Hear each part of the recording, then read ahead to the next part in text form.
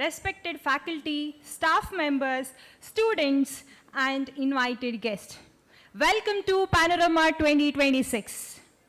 It gives me immense pleasure to be your host for this special occasion where our online learning community comes together in person to celebrate learning, achievement, collaboration, and lifelong connection.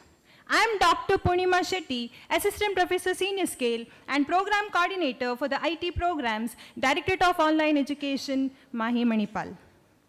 Today is more than just an event. It is a celebration of shared aspirations, meaningful interactions, and the vibrant spirit of the Mahi online community. It is a day that brings together learners, educators, and leaders under one roof to reflect, reconnect, and reimagine the future. On behalf of Directorate of Online Education, I extend a warm and heartfelt welcome to each one of you. We are privileged to have with us Dr. Sharath Rao, Vice Chancellor, Mahi Manipal, as a chief guest, Dr. Chandrakala CB, Joint Director, MIT, as guest of honor, Dr. Manoj Kumar Nagasampige, Directorate of Online Education, Mahi. To begin this auspicious occasion, may I request Dr. Manoj Kumar Nagasampige to kindly escort our esteemed dignitaries onto the dais.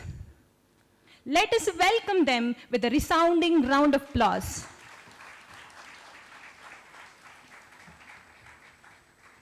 We extend our heartfelt gratitude for your gracious presence.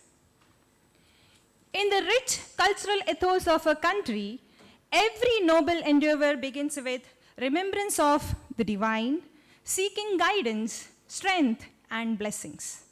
With this spirit, I now request Professor Shrishma Rao VS and Mrs. Nivedita Rao to kindly lead us in the prayer.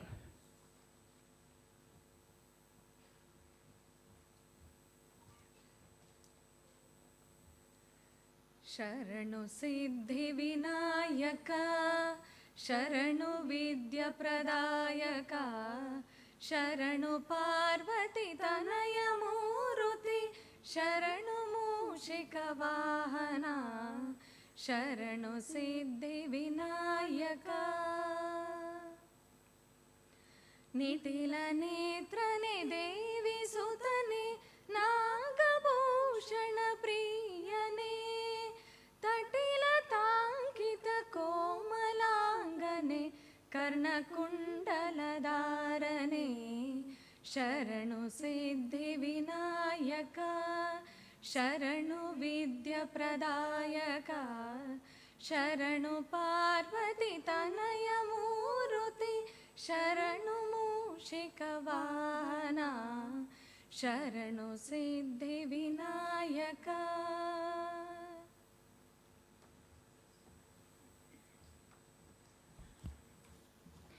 Thank you for setting a positive tone for today's program. May the divine blessings guide us throughout the day and inspire us in all our endeavors. To formally welcome this August gathering and set the tone for today's proceedings, I invite Dr. Manoj Kumar Nagasampige to deliver the welcome address.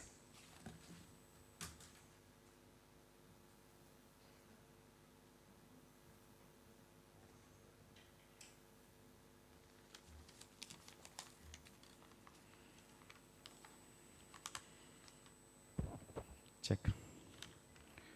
Good morning. Good morning. Great. Namaskara and warm welcome to each one of you.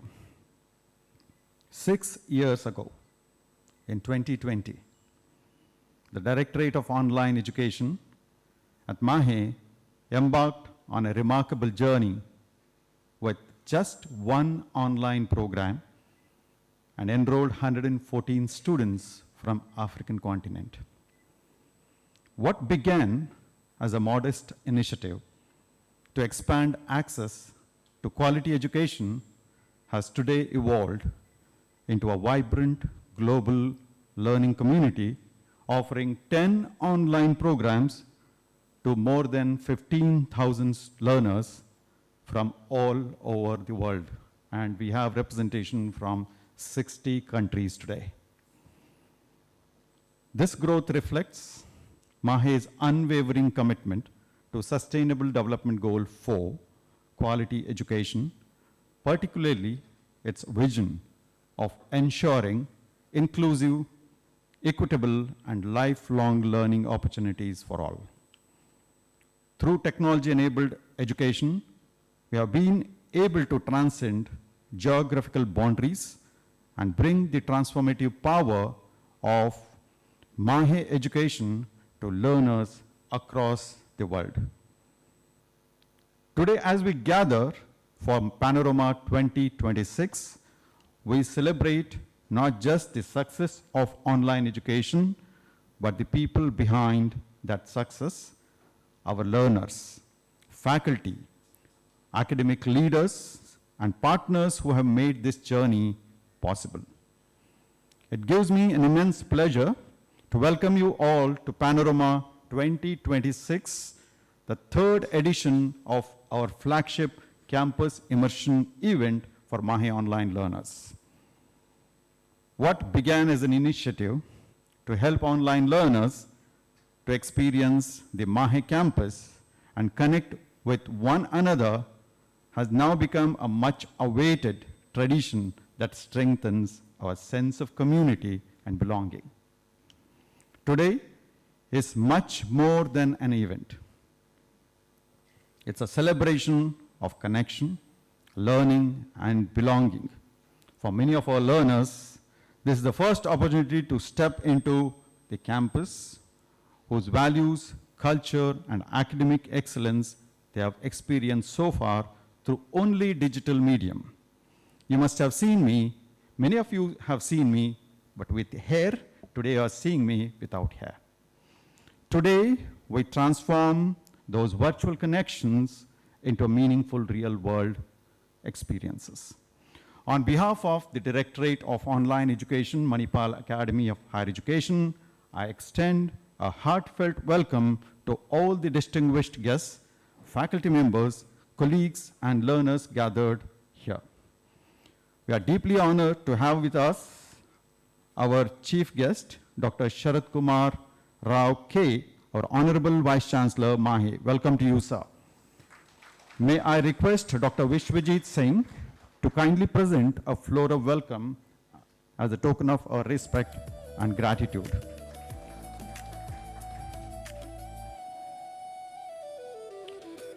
We are equally privileged to welcome our guest of honor, Dr. Chandrakala CB, Joint Director, Manipal Institute of Technology, MAHE. Welcome to you, ma'am. May I request Namrata to hand over the floral welcome.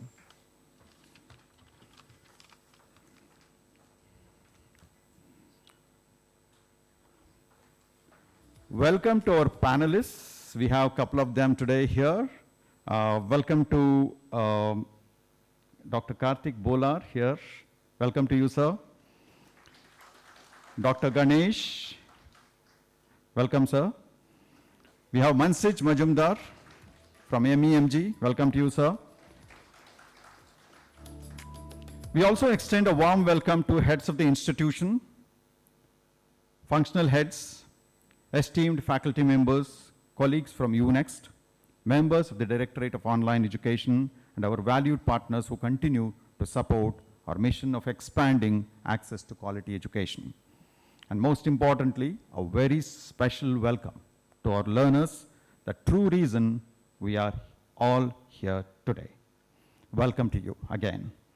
Some of you have traveled hundreds and even thousands. I'm sure some of you, I'm not sure, one person has registered from Middle East. I'm sure you must be here.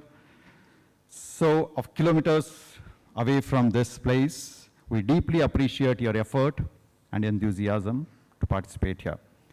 Your commitment to learning, perseverance, and aspirations to inspire us every day. Panorama 2026 has been thoughtfully designed as an immersive experience featuring insightful talks, engaging discussions, interaction with faculty, cultural performances, a campus tour. Most importantly, the visit to Manipal Hospice and Respite Center, MHRC, and opportunity to build lasting friendships and professional networks. Today also marks the launch of Abhivakti, our cultural club for online learners, created to nurture creativity, celebrate talent, and foster a vibrant community beyond academics.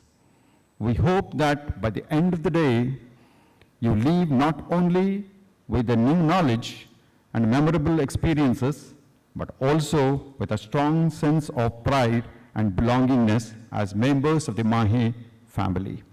Once again, thank you for joining us and making Panorama 2026 truly special. Welcome to Panorama 2026. Let the day unfold with learning, inspiration, and unforgettable memories. Thank you.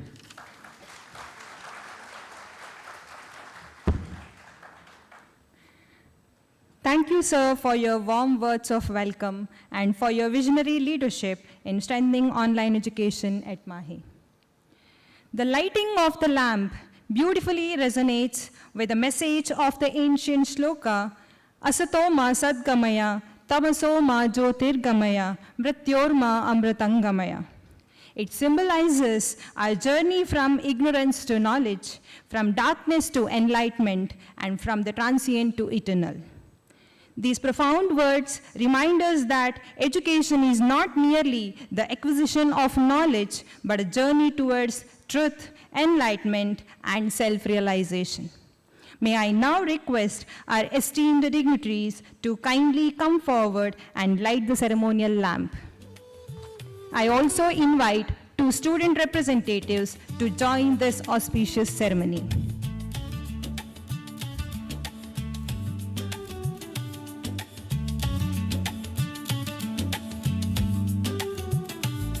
Two student representatives, please.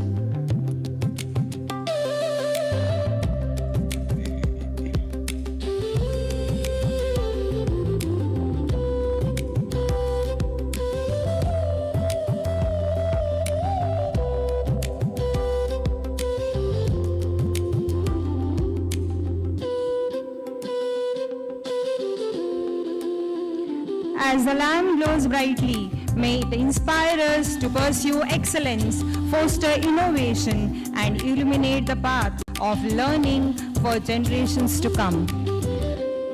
The visionary founder of our institution, Dr. T.M.A. Pai, transformed the landscape of education through his unwavering commitment to academic excellence and social progress. As a mark of our deep respect and gratitude, we now pay floral tribute to his enduring legacy. I request our dignitaries to kindly offer floral tribute. Thank you, esteemed dignitaries. I now invite Dr. Aruna Doreen Menezes, Assistant Professor, Senior Scale and Program Coordinator for Management Programs, Directorate of Online Education, to introduce our Chief Guest, Dr. Sharat Rao, and highlight his distinguished contributions to higher education, academic leadership, and institutional excellence. Thank you, ma'am. Manipal Academy of Higher Education continues to stand tall as a beacon of excellence, innovation, and transformative education. From health sciences to humanities, from engineering to management, from research to entrepreneurship, Mahe brings together a vibrant ecosystem where talent is nurtured, ideas flourish, and excellence becomes a way of life. It's my privilege to introduce the chief guest of Panorama 2026, Dr. Sharad K. Rao, the Vice Chancellor of Manipal Academy of Higher Education. He is a distinguished academician, visionary leader, honorary fellow of the Royal College of Physicians London, and a stalwart who has helped shape MAHE's education ecosystem through vision, operational excellence, and his compassionate leadership. An esteemed alumnus of Kasturba Medical College, he has earned MBBS, D-Ortho, and MS in orthopedics, and has been an integral part of MAHE since 1988. Over the years, he has held several pivotal leadership positions, including professor and head of the Department of Orthopedics, Dean of KMC Manipal, and Pro-Vice Chancellor for Health Sciences MAHE. An internationally respected orthopedic surgeon, accomplished academician, and prolific researcher, Dr. Rao has authored more than 100 scholarly publications and has earned widespread recognition for his contributions to medical science and institutional leadership. My request everyone to join me in extending a heartfelt welcome to our Honorable Vice Chancellor, Dr. Sharad K. Rao. Over to you, sir.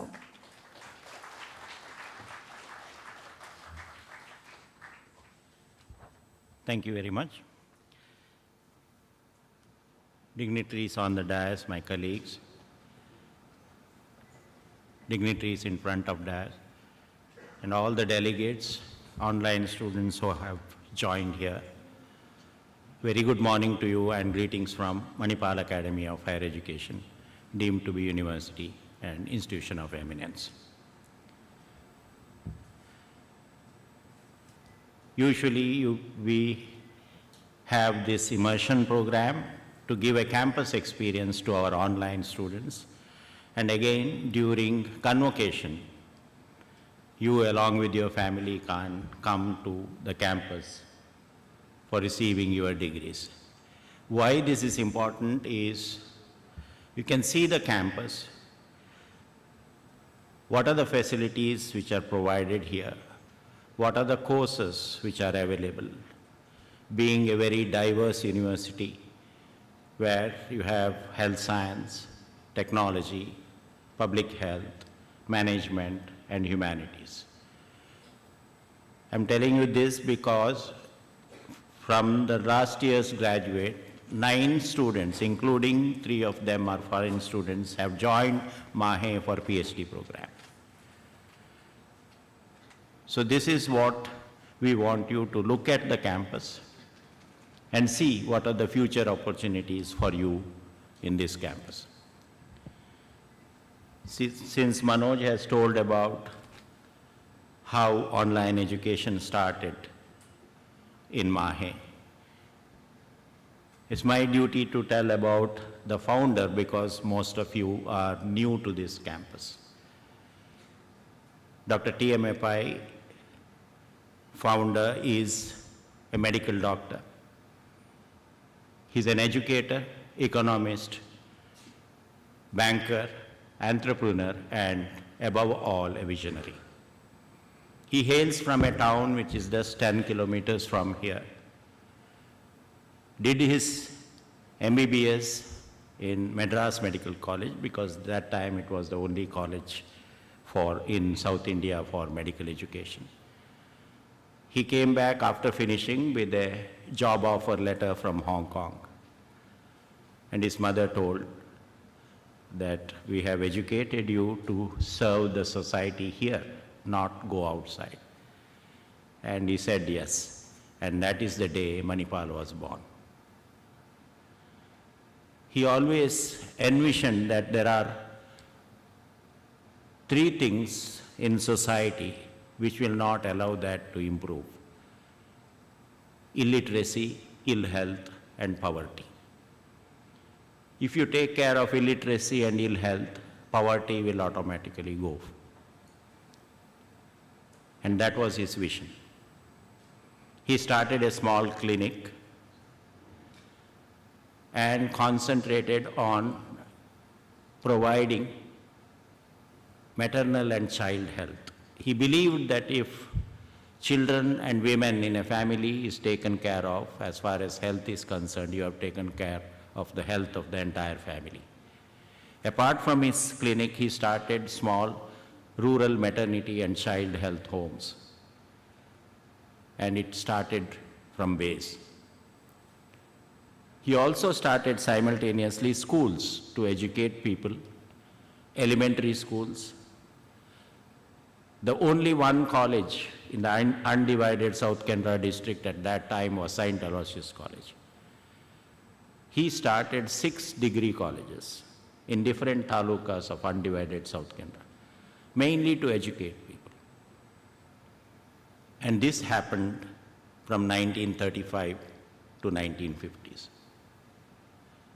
People in this undivided South Canara got educated. Then he envisioned that it is necessary for them to provide higher education. In 1953, he started Kasturba Medical College. 3 years down the line, he started MIT. So the entire education system started in this undivided South Canara district. His vision was to have a university. And it did not complete till he died in 1979. He was also a banker. The famous Syndicate Bank was started by him and his brother.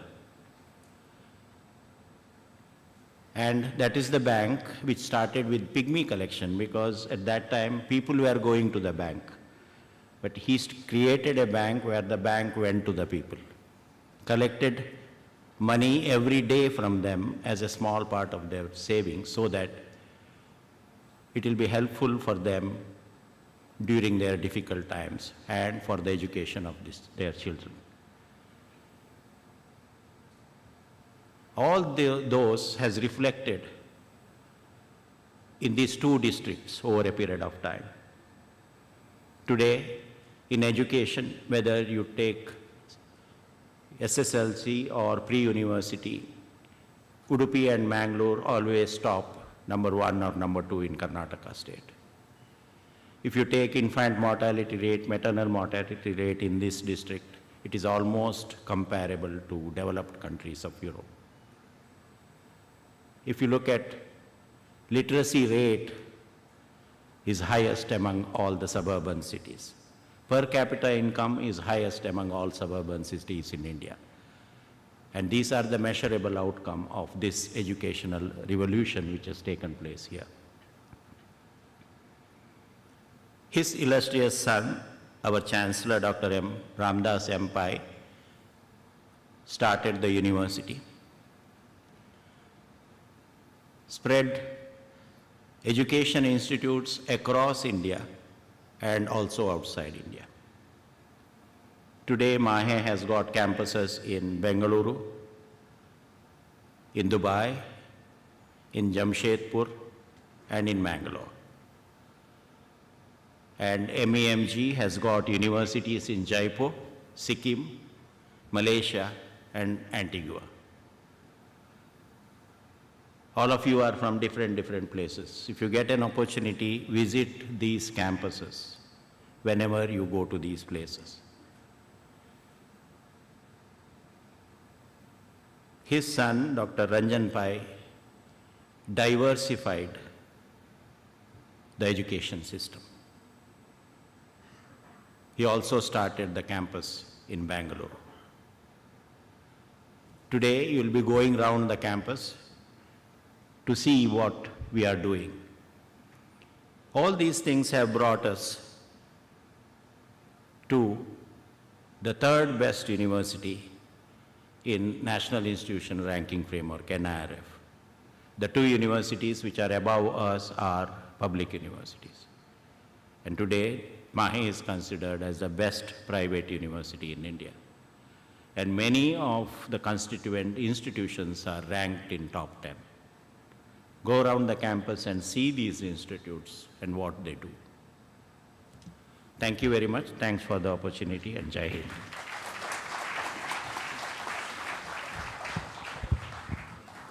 Thank you very much, sir. Your words have inspired us and reinforced the values that define great institutions, academic excellence, innovation, integrity, and service. We are deeply grateful for your presence and for sharing your valuable insights with us today.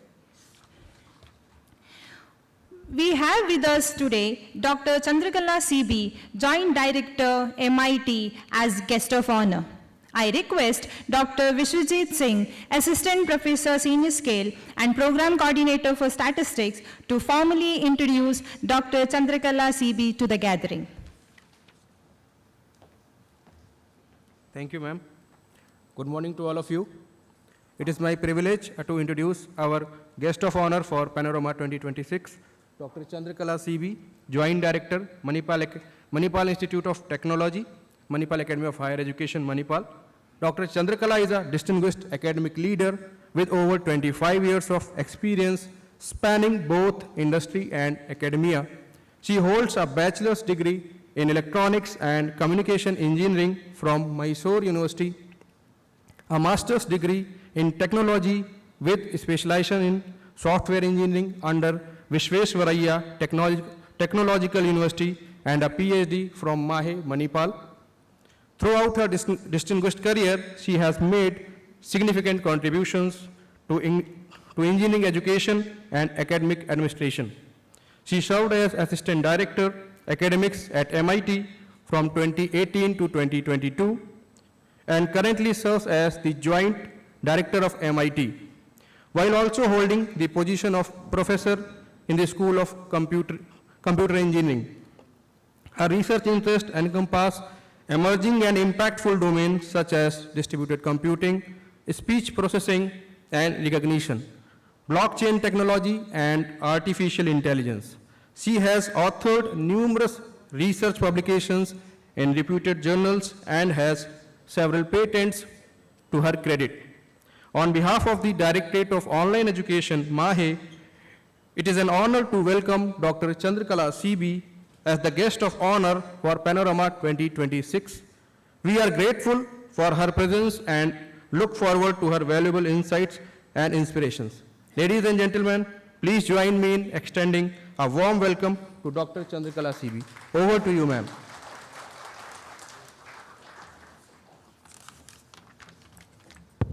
Thank you, sir, for the introduction. Good morning, ladies and gentlemen. Respected Vice Chancellor, sir, Dr. Manoj Kumar, sir, distinguished dignitaries on the dais, off the dais, faculty colleagues, dear learners and members of the MAHE online community. Namaskara. It's both a privilege and pleasure to be part of this Panorama 2026. When we think of education, we often think of classrooms, examinations, and events like Panorama remind us that education is fundamentally about people, their aspirations, perseverance, and their determination to go in for creating a better future through learning. At its heart, online education is driven by a very simple but powerful belief that quality education should be accessible to learners wherever they are.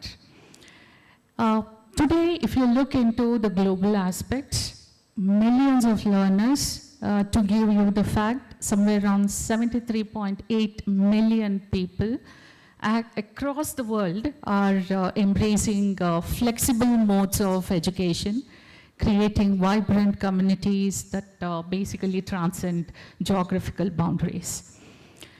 What inspires me is that behind every person or in every learner is a unique story. A story of an young student who wants to first step and join and pursue his higher education. A story of working professional who is pursuing academic growth after a long day at work. A story of a parent balancing family responsibilities while fulfilling a long cherished dream. And of course, a story of someone who has chosen to prove that learning has no age limit. Now, today, among the learners who are participating in this Panorama event, we have students from different parts of India and across the world. Our youngest learner in this group is 17 years old, while our most experienced learner is 59 years old. To me, this beautifully reflects the true spirit of modern education, bringing together people from diverse backgrounds, professions, and stages of life, united by a common desire to learn, grow, and succeed. There is a phrase, Sanskrit phrase I remember, which says, Vidyaiva dhanam adhikam, which means I say knowledge is something which is the greatest wealth. And we have been listening to this phrase from our elders, absolutely. Knowledge, basically, they say it grows when it is shared. And this is the transformative power of learning that Panorama basically is celebrating today. As mentioned by earlier by Sir, Panorama, this event began in 2024, and today we are proudly hosting its third edition.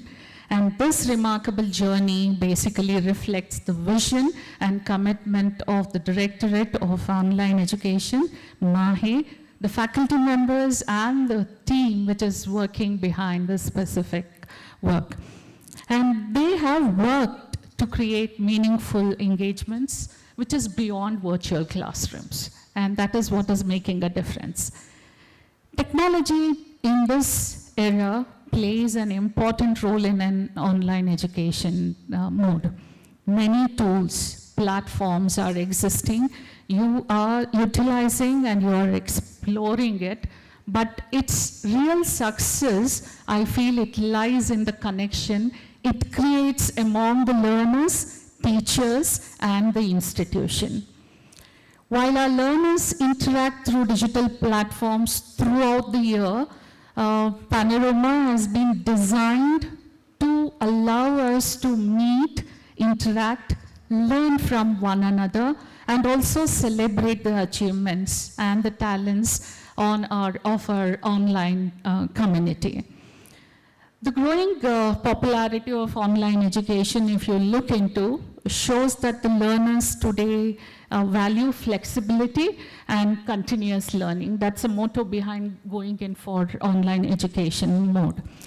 I just want to say that whether it's offline or online education, we are just not only trying to imbibe some academic skills, but also valuable life skills which will help us in succeeding through this rapidly challenging and changing world. And that's a motto and that's a vision behind any of your education mode. To every learner who is present here, continue investing in yourself. Obviously, you'll continue to inspire, continue to succeed, but investing in yourself is one thing which you need to go in for prioritizing. And the world around us will continue to evolve, but the value of learning and the opportunity it basically creates will always remain constant. I extend my heartiest congratulations to all our learners.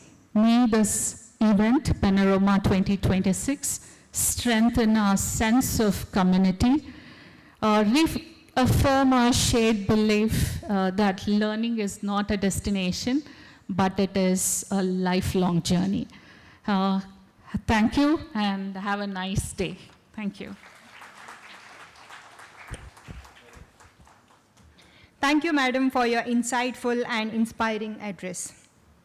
Your reflections have amplified the importance of continuous learning, innovation, and personal growth. While academic excellence remains at the heart of our journey, education is equally about nurturing creativity, building communities, and providing opportunities for individuals to express their unique skills. With that thought, we now move on to an exciting initiative that celebrates the creative spirit of our learner community. The Mahe Online Cultural Club Abhivyakti. Abhivyakti is envisioned as a vibrant platform that celebrates the creativity, passion, and diverse talents of our online learners, fostering connections that go beyond academics. To share more about this exciting initiative and its vision, I now invite Professor Ujjwal Machinna, Assistant Professor, Directorate of Online Education, to kindly come forward and speak about Abhivyakti. Thank you, ma'am. Good morning, everyone. So today we are delighted to launch Abhivyakti, a unique platform created exclusively for our online learners to showcase their talents, creativity, and passions beyond academics. The word Abhivyakti means expression, and through this initiative, learners will have opportunities to participate in various cultural and engagement activities conducting during October, November, and April, May each year. So registered members will have exclusive access to the Abhivyakti space on the LMS, while recordings of the events will be shared with their wider learning community. The journey will culminate in our annual celebration, Panorama, where the best talents will be showcased. Whether you sing, dance, write, paint, perform, innovate, or possess any unique talent, Abhivyakti is your platform to express yourself, inspire others, and let your talent find its voice. Thank you.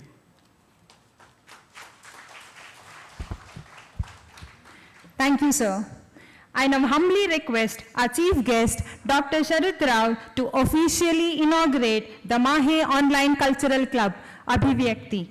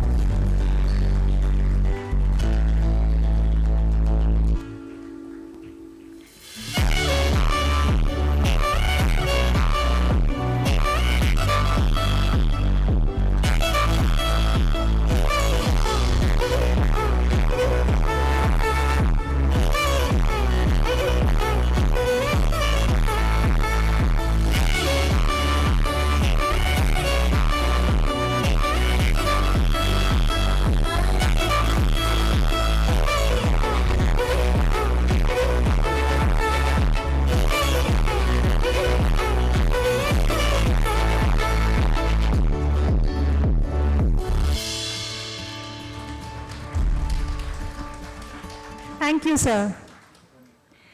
Gratitude.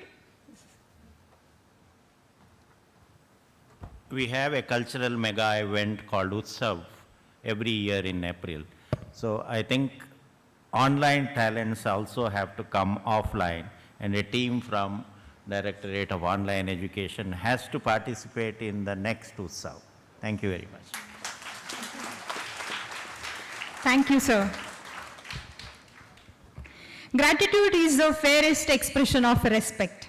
As a token of our appreciation and remembrance of this occasion, we would like to present mementos to our esteemed dignitaries. I request Dr. Manoj Kumar Nagsampige to kindly present the mementos to our chief guest, Dr. Sharat Rao, and our guest of honor, Dr. Chandrakala CB.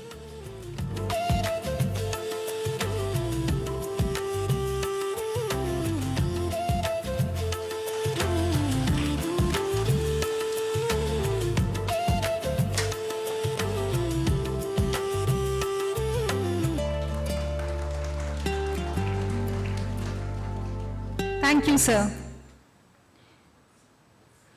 As we come to the conclusion of this inaugural session, it is time to acknowledge and appreciate everyone who contributed to making this occasion meaningful and memorable. To present the vote of thanks, I invite Dr. Nahima Akhtar.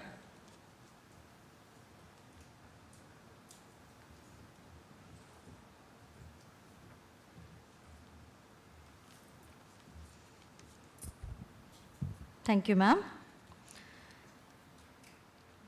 Respected dignitaries on and off the dais, distinguished guests, esteemed colleagues, dear learners and friends, a very good morning to each one of you. I, Dr. Nahima Akhtar, feel immensely honored and privileged to deliver the vote of thanks at the inauguration of the 3rd edition of Panorama. On behalf of the organizing committee, I extend my heartfelt gratitude to all who have contributed to making today's event of a resounding success. First and foremost, our deepest appreciation goes to our distinguished chief guest, Dr. Sharat Kumar Rao K, Vice Chancellor, MAHE. Your esteemed presence and inspiring words have made this occasion truly memorable and have motivated us all immensely. We are deeply grateful that you have graciously accepted our invitation despite your busy schedule. Thank you, sir. We are privileged to have amongst us the guest of honor, Dr. Chandrakala CB, Joint Director, Manipal Institute of Technology, MAHE. Your renowned presence and insightful perspectives have greatly enriched the proceedings. We are the most grateful for your invaluable contribution. Thank you, ma'am. Our heartfelt appreciation goes to Dr. Manoj Kumar Nagasampige, Director, Directorate of Online Education, MAHE, whose visionary leadership and unwavering dedication have been the cornerstone of Panorama 2026. Your thoughtful articulation of the program's objectives has given us valuable guidance and renewed sense of purpose. Thank you, sir. We are deeply grateful to the team UNext for their tireless efforts, thoughtful planning, and flawless execution that made this event possible. We extend our sincere gratitude to the heads of institutions, panelists, esteemed guests from the various institutions of MAHE for gracing this occasion with their presence. Your support and encouragement are deeply valued. Special thanks to Professor Shrishma Rao and Mrs. Nivedita M. Rao for their soulful invocation, which beautifully set the tone for today's event. Our sincere appreciation is extended to Dr. Aruna Doreen Managers and Dr. Purnima Shetty for their graceful anchoring, which ensured the smooth and successful conduct of today's program. We extend our sincere gratitude to the Dean of KMC MAHE for providing this beautiful venue for Panorama 2026. A heartfelt thanks to all the dear learners, teaching and non-teaching staff of Directorate of Online Education, MAHE. Your enthusiastic participation, energy, and engagement have been the very essence of this program. Last but not the least, we acknowledge with deep appreciation the significant contribution of the organizing team, technical support team, volunteers, and others who have worked tirelessly behind the scenes. If any names have been missed unintentionally, please know that your efforts have not gone unnoticed. We are truly grateful. Once again, thank you all. Have a wonderful day ahead.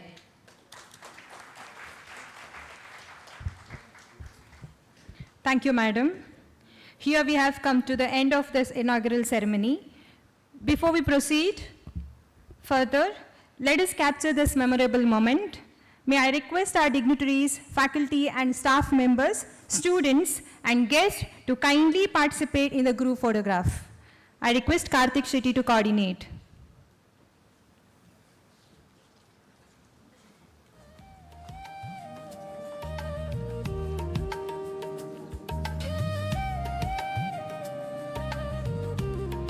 Learners can stand wherever you are seated.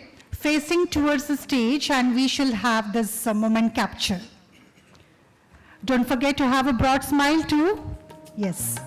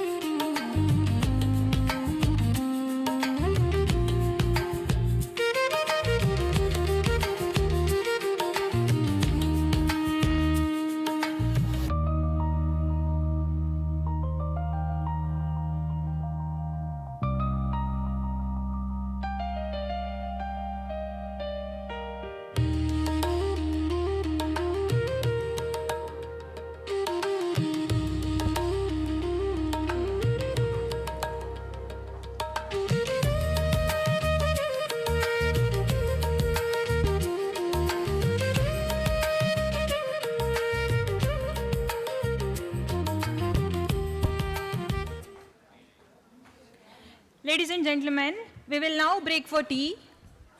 Tea is being served on the second floor. Kindly reassemble after 15 minutes for an engaging panel discussion on future work, how AI, data, and digital transformations are reshaping careers. Thank you. We will have the panel discussion right at this venue itself, so be here by 11:20.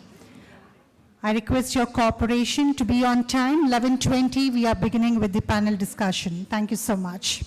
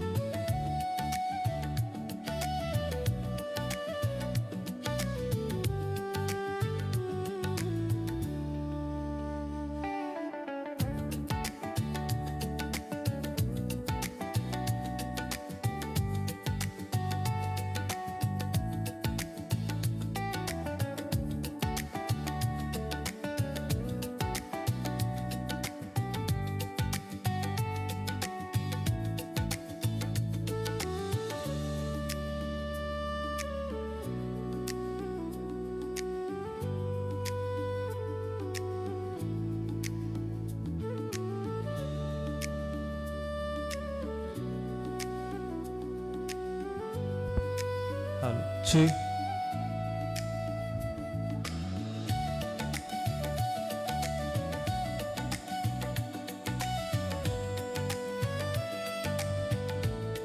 Chi. Hello. Chi. Chi. Test. Hello. Chi. Chi.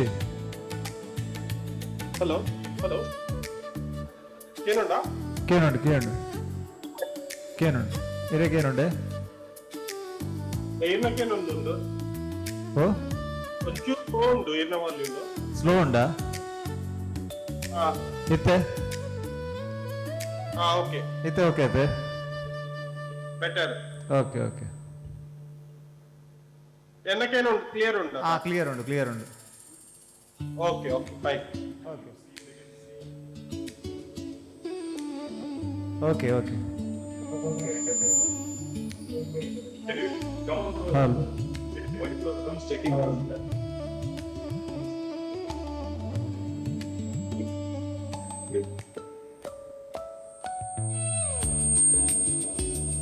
I want to know how are people seeing me there.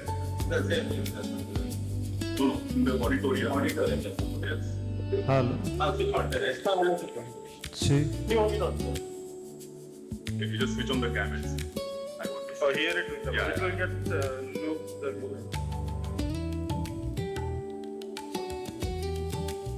here there is a TV. Yeah, there is TV. So I want to know our face should be visible there. No, but it won't be visible here actually. Not livers. Sorry, livers.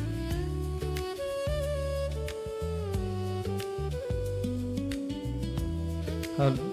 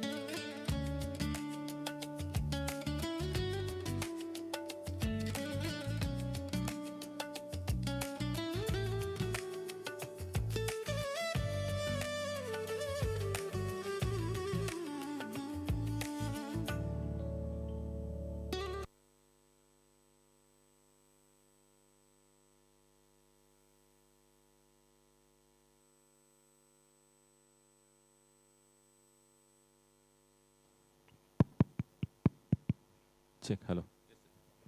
Hi. Good morning, Raghav. Can you hear us?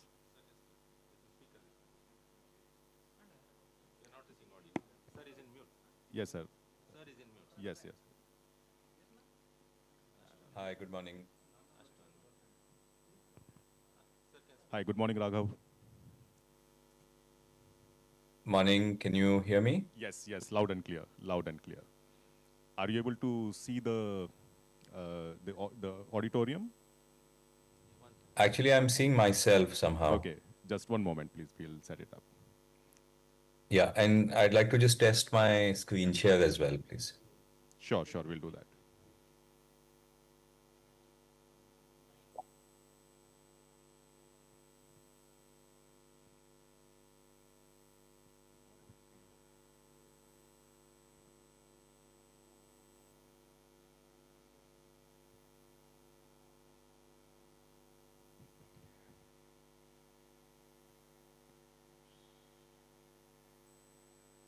Yeah, Raghav, please let us know once you can see the auditorium.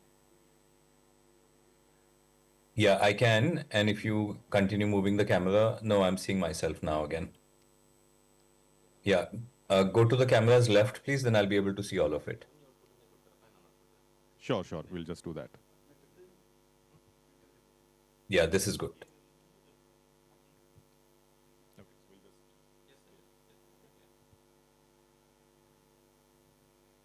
Is my audio good? Yes, yes, very good. It's loud and clear. We are also able to see you. If you can just share the slides as well once, we'll test that out as well.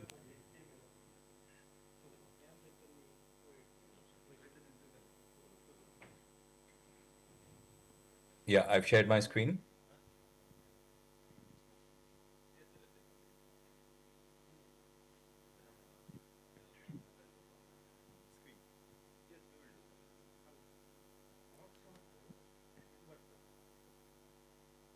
Is my screen visible? It is. We are just projecting it in the auditorium. Just give us a minute, please. Yeah.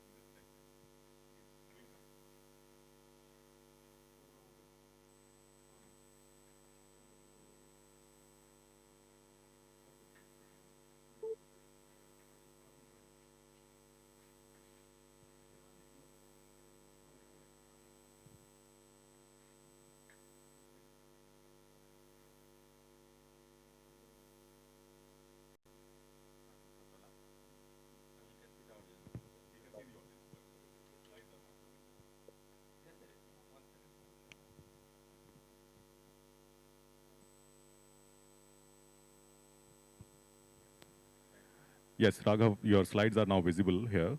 Can you hear us? I can. Just give me a second. Sure, I'll just bring the slides back up. sure. 1 second. May I know your name, please? My name is Gitesh. Okay. You'll be coordinating Yeah, I'll be here. for the tech? Yes, yes, I'll be here. Okay. Are you only seeing the slide or are you seeing me as well? We are seeing you as well in a smaller window just above the slides. Okay. So that works, right? Yes, that works. Are you able to see the audience? Yeah, I have a small window on the side, so Okay. I'm able to see the All audience. right, great. So I think both ways the audio and visual is working. So I think we are good here, Raghav. Yeah, I think I have about 15 minutes. So once we start, that's what I'll take about 15 minutes. Sure, sure, works. Thank you. Yeah.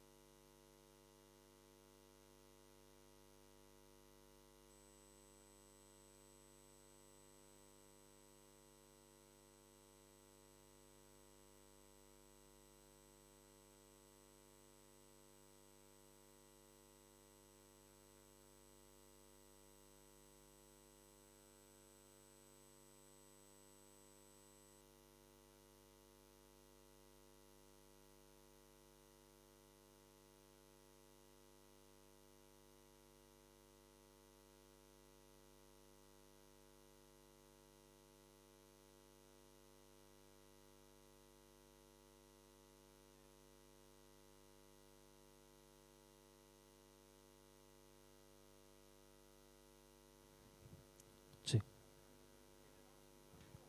Check. Hello.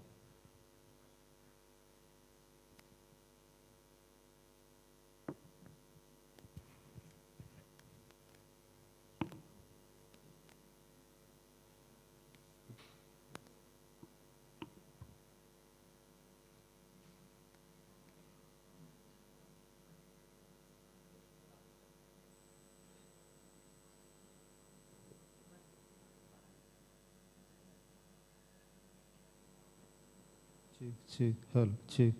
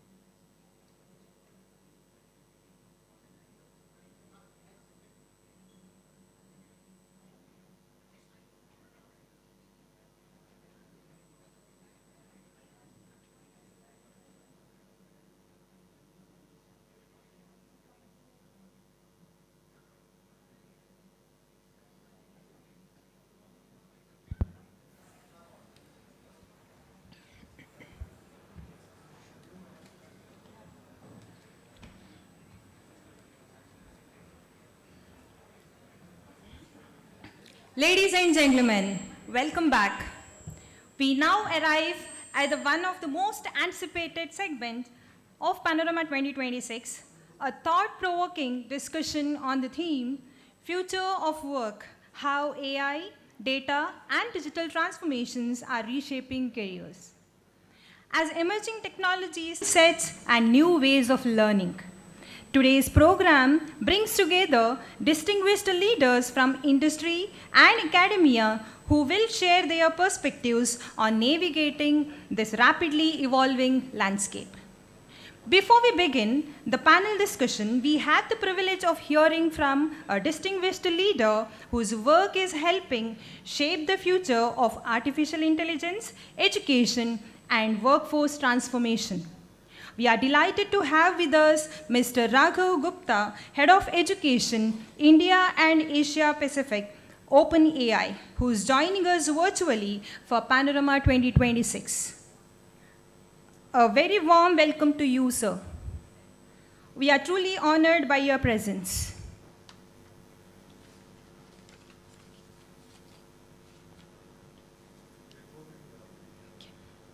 To formally introduce our distinguished speaker to the gathering, I invite Professor Srivatsagudi.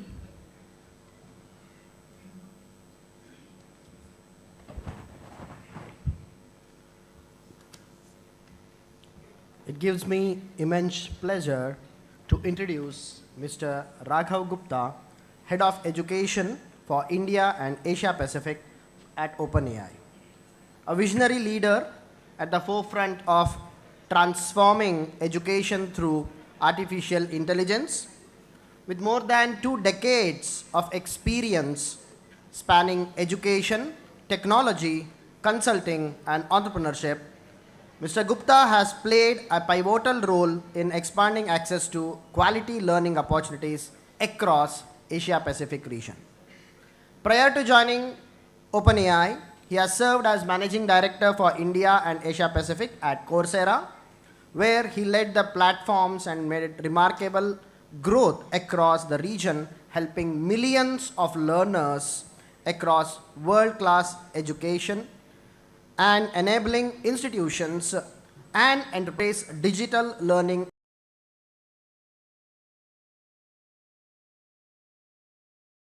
Car strategy, and formerly it was Booz and Company, and Technopack Advisors, where he gained extensive expertise in business transformation, innovation, and strategic growth. He is an alumnus of INSEAD, one of the world's leading business schools. Mr. Gupta combines global perspectives with deep understanding of the evolving educational landscape.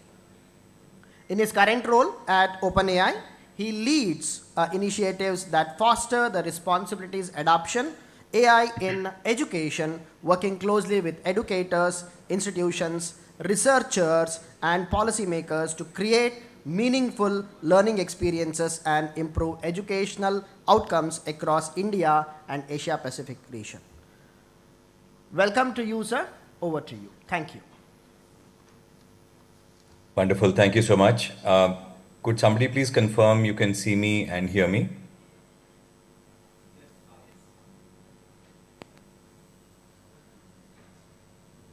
Sorry, I'm not being able to see anybody. So could you confirm that you're able to Yes. see me and hear me? Hi, Raghav. Gitesh Okay, here. perfect. We are able to see you and hear you. We are just getting everybody so that you can also see everyone. I'm just going to go ahead and share my screen. Just confirm that you can share the screen, see the screen as well. Yes, we can. Perfect. So I'm going to be talking a little bit about AI in higher education and work.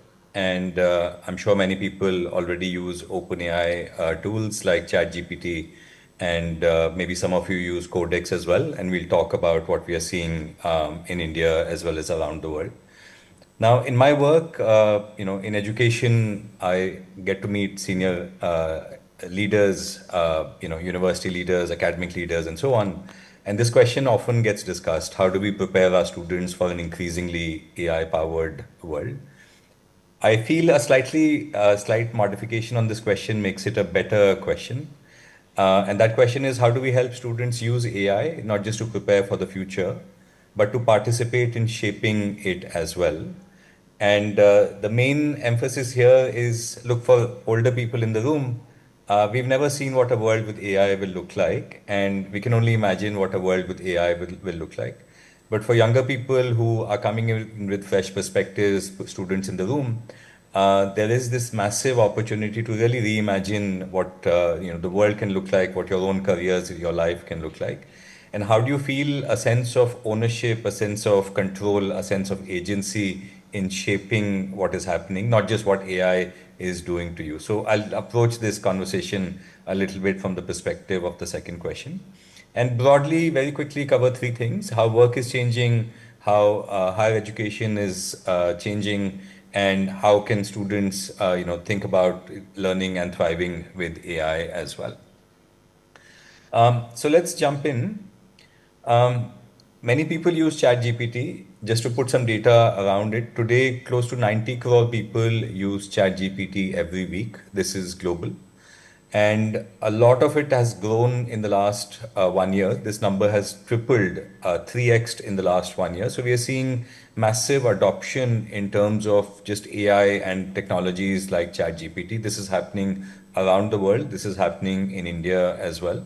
Of these 90 crore people, roughly 10 crore use ChatGPT every week in India. 1/3 of those are students. A lot of young people are using AI already. When it comes to industry, leading companies in the country have partnered with OpenAI to adopt AI and bring it into their organizations.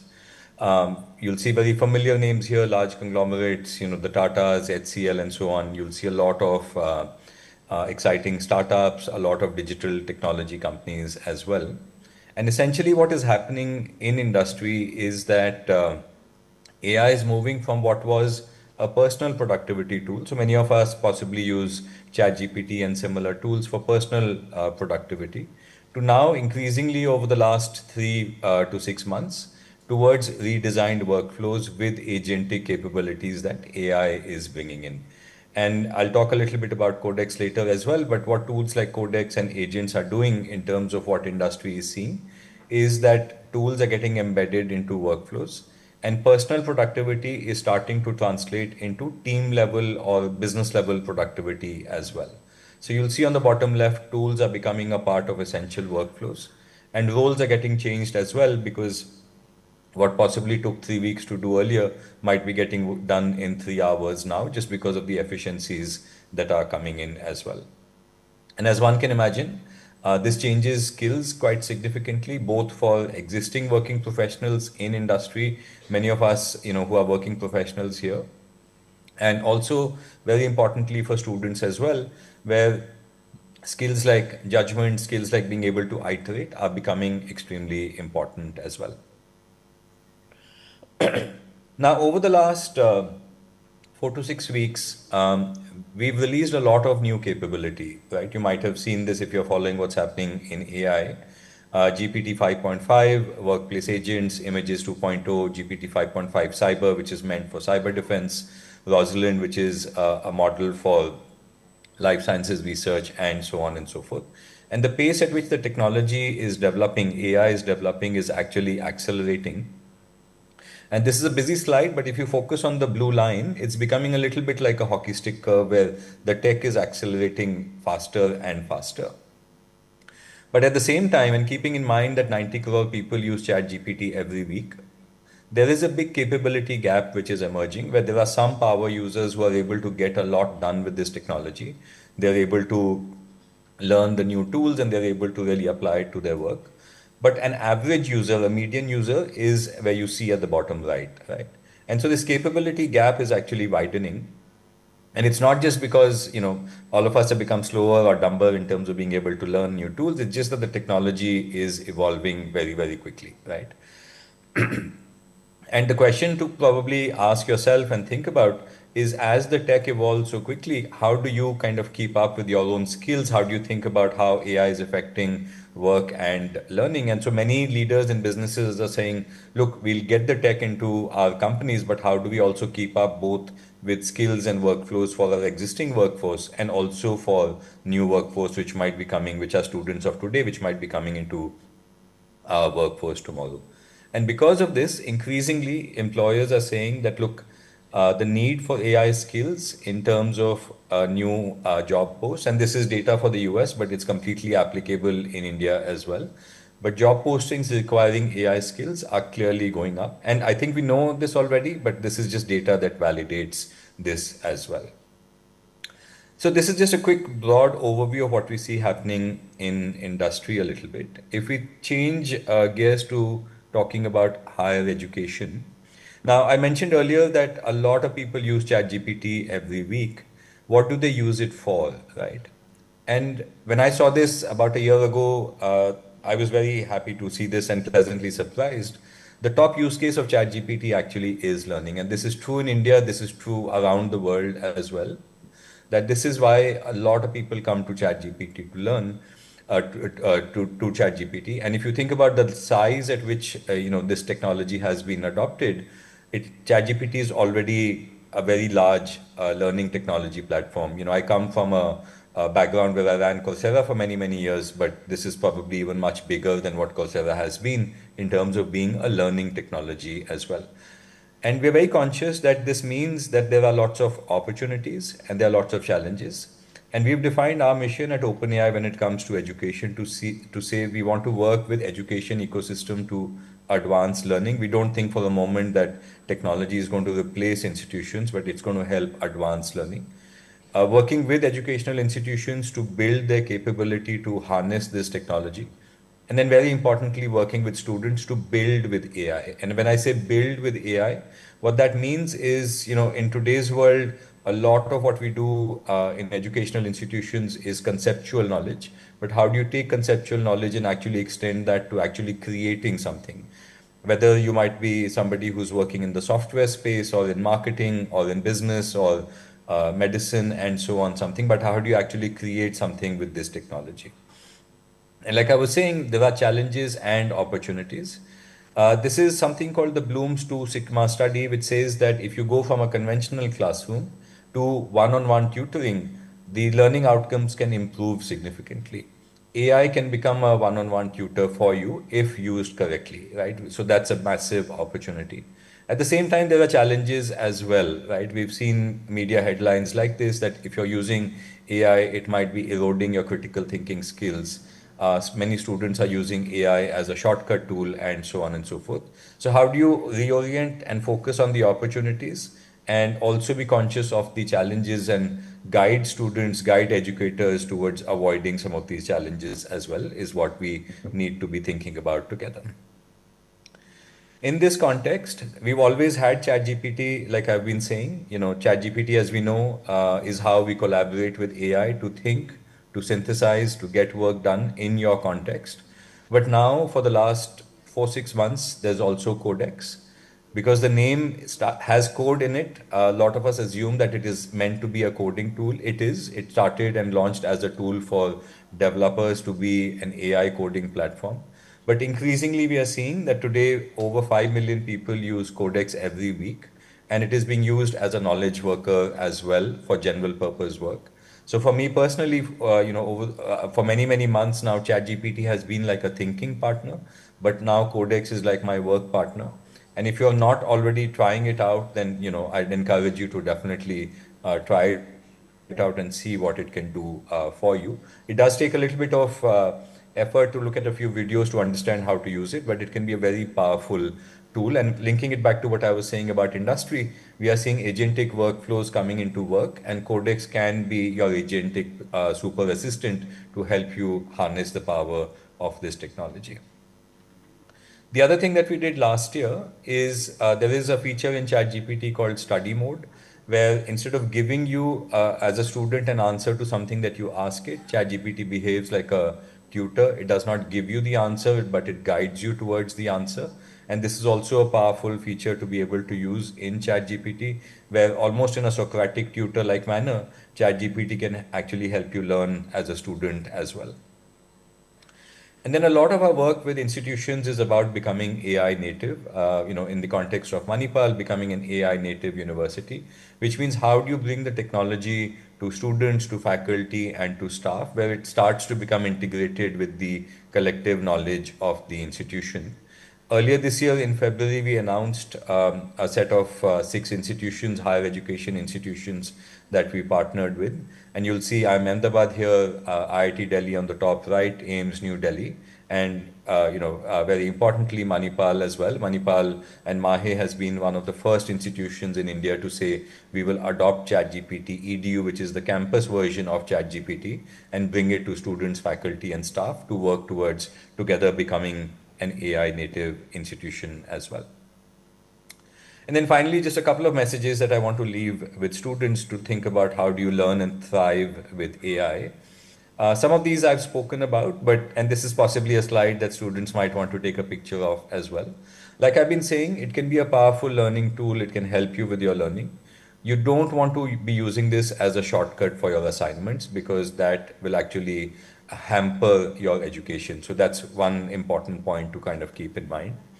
Second, as you're preparing for your careers, building a portfolio of AI-assisted work is a very good thing to do. Again, depending on the career, or depending on the discipline that you're studying, building a portfolio does not mean necessarily creating apps and websites and things like that, but using tools like Codex to actually say, look, if you're studying to be a digital marketeer, can you actually build something using AI, right? If you're working to become somebody who works in data science, can you build models that help you, analyze large chunks of data and so on and so forth. Thirdly, along with the many, many skills that you will build as a part of your education, in the context of AI, 2 skills become extremely important: judgment and creativity. When AI can give you different scenarios, the skill that we need to bring as humans to the table is to be able to say, look, AI is telling me there are 3 answers to this particular problem. My judgment will help me decide which of those I will go with. And the other thing that we all possibly need to focus on building even more actively, and this comes naturally, but you can also build this, is creativity, right? Today you can tell Codex to pretty much build anything that you want. If you want to build an app, it can build it for you very seamlessly. It comes down to your creativity to say, what are you going to build with this? And then the last one, and I said this at the start, I spoke a little bit about the capability gap. 95% of people who are using tools like ChatGPT are only using 5% of the technology's capability.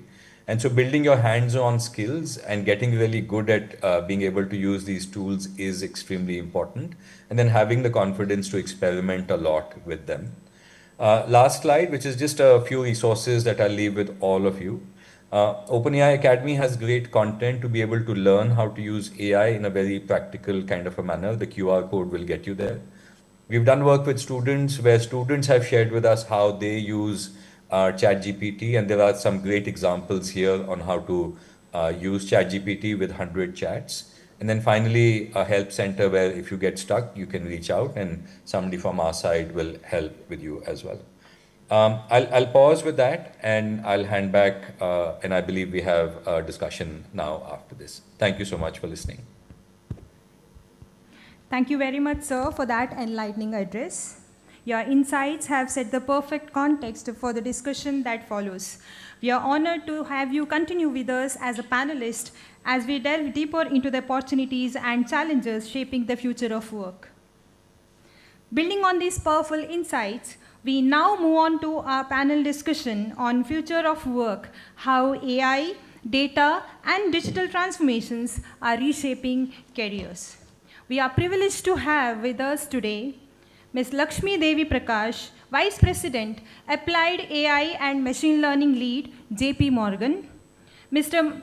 Mansej Muzamdar, Head Corporate Human Resource, Manipal Education and Medical Group, Mr. Rohit Castellino, HR Leader, Elsevier Technology, India, Dr. Ganesh Prasad, Director, Digital and IT, Manipal Academy of Higher Education, Dr. Kartikeya Bolar Pramoda, Professor Tapmi Mahi Manipal.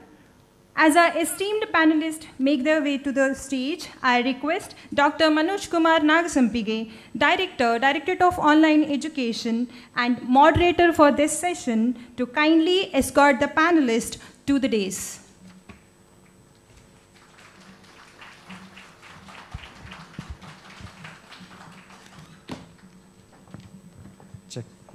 Check, check. Before we commence the discussion, we will briefly introduce our distinguished panelists. May I invite Dr. Archana, Professor Shrishma Rao VS, and Professor Srivatsaguri to introduce the panelists. Thank you, everyone. Myself, Dr. Archana Nayakini, Assistant Professor, Directorate of Online Education. It's my proud privilege to introduce our esteemed panelists for today's discussion on the topic, Future of Work, how AI, data, and digital transformation are reshaping careers. So let me introduce the first panelist, Ms. Lakshmi Devi Prakash, Vice President AI ML Lead at JP Morgan Chase, Bengaluru. With over a decade of experience in AI and ML, she has led enterprise-scale initiatives in machine learning, deep learning, natural language processing, computer vision, and generative AI, delivering impactful solutions in risk intelligence, workflow automation, and digital transformation. She holds a BE, MTech, and a postgraduate qualification in AI and ML from NIT Warangal, and is currently pursuing her PhD in generative AI with a focus on multimodal distillation and predictive modeling. Ms. Lakshmi is widely recognized as a thought leader in the AI community, having received accolades such as the 40 Under 40 AI Builders Award 2026, the Top 7 Generative AI Community Contributor Award by Analytics Vidya, and the 100 Women in Tech Award. She is a patent holder in AI-driven software automation, author of the books Generative AI and Intelligent Agent, and has published 7 international research papers. As a Board of Studies member at MAHE, she is passionate about learning, lifelong learning, and continues to inspire the next generation of AI professionals. A warm welcome to you, ma'am. Our second panelist, Mr. Rohit Castellino, is an accomplished HR leader at Elsevier Technology India. A proud native of Udupi, he graduated from Mangalore University, securing first rank, and later earned his MBA in Human Resources from Symbiosis, Bengaluru.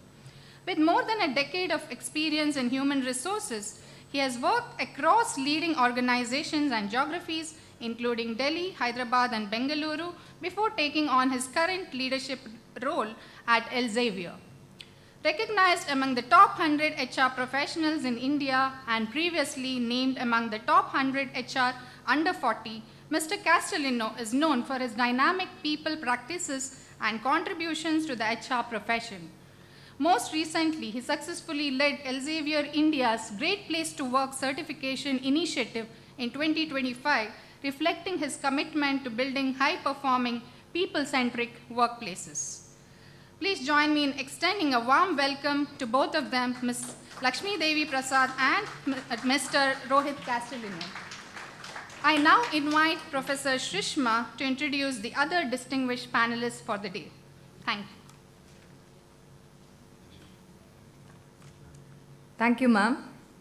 I, Shrishma Rao, Assistant Professor at Directorate of Online Education, is here to introduce panelists of the discussion. Dr. Ganesh Prasad. With an accomplished career of 28 years in the IT industry, Dr. Prasad brings in expertise in digital transformation, enterprise architecture strategy, AI innovation, and emerging technologies. Throughout his career, he has successfully led large-scale projects across multiple industries, working with major clients across USA, Germany, Sweden, Denmark, Malaysia, Thailand, and UK in the areas of enterprise solutions, AI-powered transformation, governance, frameworks, and stakeholder management. Dr. Ganesh has held key leadership roles in globally renowned organizations, driving enterprise strategy and digital transformation. At CGI, he led AI and Gen AI development and contributed to smart city transformation for Edinburgh. With the Scottish Government, AFRC, he streamlined agricultural funding through digital platforms. As enterprise architect at PostNord, he optimized cross-border postal operations, and at Aon UK, he has automated reinsurance processes, revolutionizing financial services. He has also led transformational projects for Combined Insurance Australia, KLM Airlines, and others, enhancing efficiencies across finance, insurance, logistics, and aviation. Hailing from Udupi, Dr. Ganesh holds doctorate in business administration from the Swiss School of Business and Management, Geneva. He has completed MTech from MIT Manipal and bachelor's from the Mangalore University. He has also completed postgraduate program in AI and machine learning from McCombie School, Texas University, USA. Advanced AI training from IIT Madras. Additionally, he holds several industry certifications including Zashman Enterprise Architecture Framework, Risk Cost Driven Architecture, and Azure Cloud Computing. He is married to Mrs. Katyayani, a homemaker, and the couple is blessed with a daughter pursuing her education. Welcome you, sir.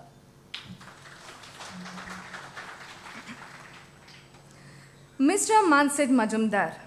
Mr. Majumdar is a seasoned professional who has worked across a wide spectrum of HR roles in different industries. He is currently the head of corporate human resources at Manipal Education and Medical Group, working closely with the group leadership. Priorly, he was heading the human resources function at Unext Learning Private Limited, a company of the group. He has served as a senior HR leader for the APAC region at Condent Business Services, responsible for end-to-end conceptualization, rollout, and implementation of strategic people projects. And in the past, he has worked at Ola as HR leader for their operations across India and has had stints at Wipro and Ashok Leyland. Mansit is an alumnus of XLRI and NIT Jamshedpur.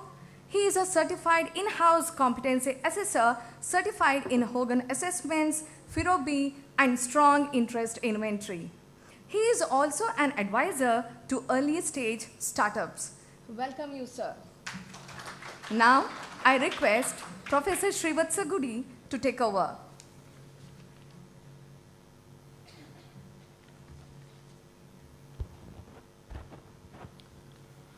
Thank you, ma'am. It is my privilege to introduce another panelist, Dr. Kartikeya Bolar Pramoda, a distinguished academician and a researcher in the field of information science, systems, and analytics. Dr. Bolar currently serves as a professor and chair of the Office of Examinations at TA Pai Management Institute, Mahe, Manipal, one of India's leading management institutions. With over 13 years of experience in teaching, research, and academic administration, he has made significant contributions to the areas of business analytics, business intelligence, machine learning, econometrics, and quantitative research methods. Dr. Bolar holds PhD along with the qualifications in management and technology, reflecting his multidisciplinary expertise. Prior to joining TAPME, he was associated with reputed institutions such as IBS Hyderabad and Xavier's Institute of Management and Entrepreneurship.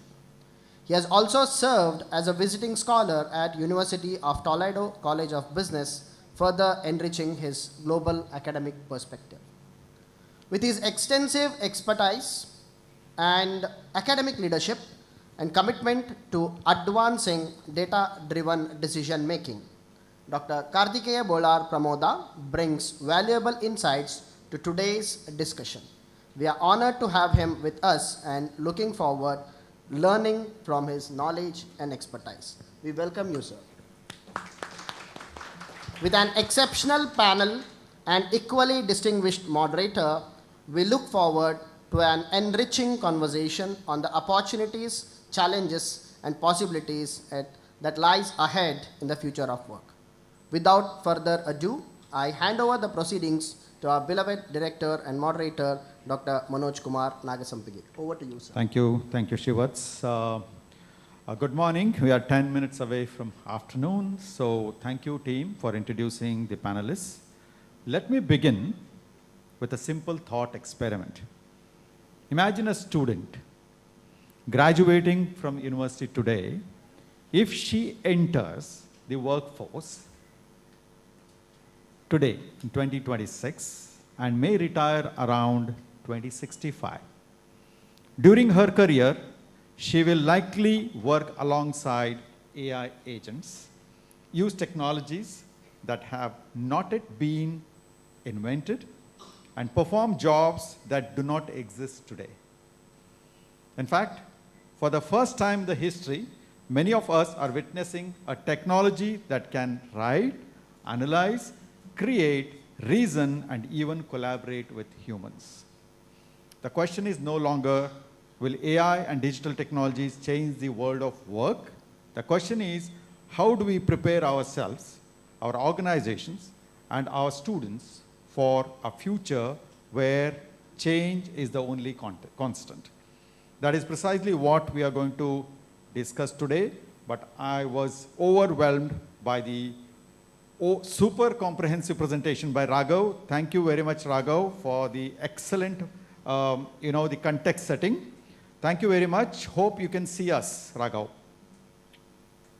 I can see you and hear you well. Thank you. Thank you so much. And on behalf of Manipal Academy of Higher Education, it is my pleasure to welcome all the panelists to this exciting discussion on future of work, how AI, data, and digital transformation are reshaping careers. So let me begin with my first question to Raghav again. Raghav, although you have covered in your comprehensive presentation, I have a question for you. How do we envision the workforce evolving over the next 5 to 10 years as AI, data, and digital technologies become more pervasive? Over to you, Raghav. Yeah, I covered a few points on this already, but maybe there are 3-4 additional points that stand out. I think there is a massive opportunity for businesses that adopt AI well to really be successful in the world going forward. Becoming AI native can really be a massive competitive advantage for companies. And I think along with traditional businesses, there's a massive opportunities for all kinds of new AI native startups to come up in the country as well, right? We have so many problems that need solving in the country, and young people with creative minds and with a lot of zeal and enthusiasm equipped with AI can actually solve a lot of the problems that India has.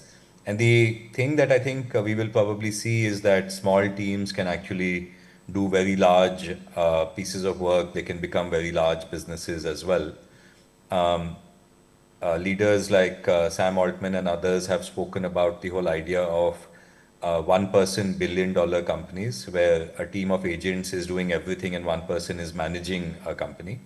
And while we haven't seen a billion-dollar company which is run by one person yet, but we are seeing some examples which are pointing to that direction. So if you look at companies like Cursor, companies like Gamma in the US, companies like Emergent in India, these are companies where teams of 20, 30 people are doing hundreds of millions of dollars of business, where AI is completely integrated and is a co-worker for the humans in the company. So we'll see some of that as well.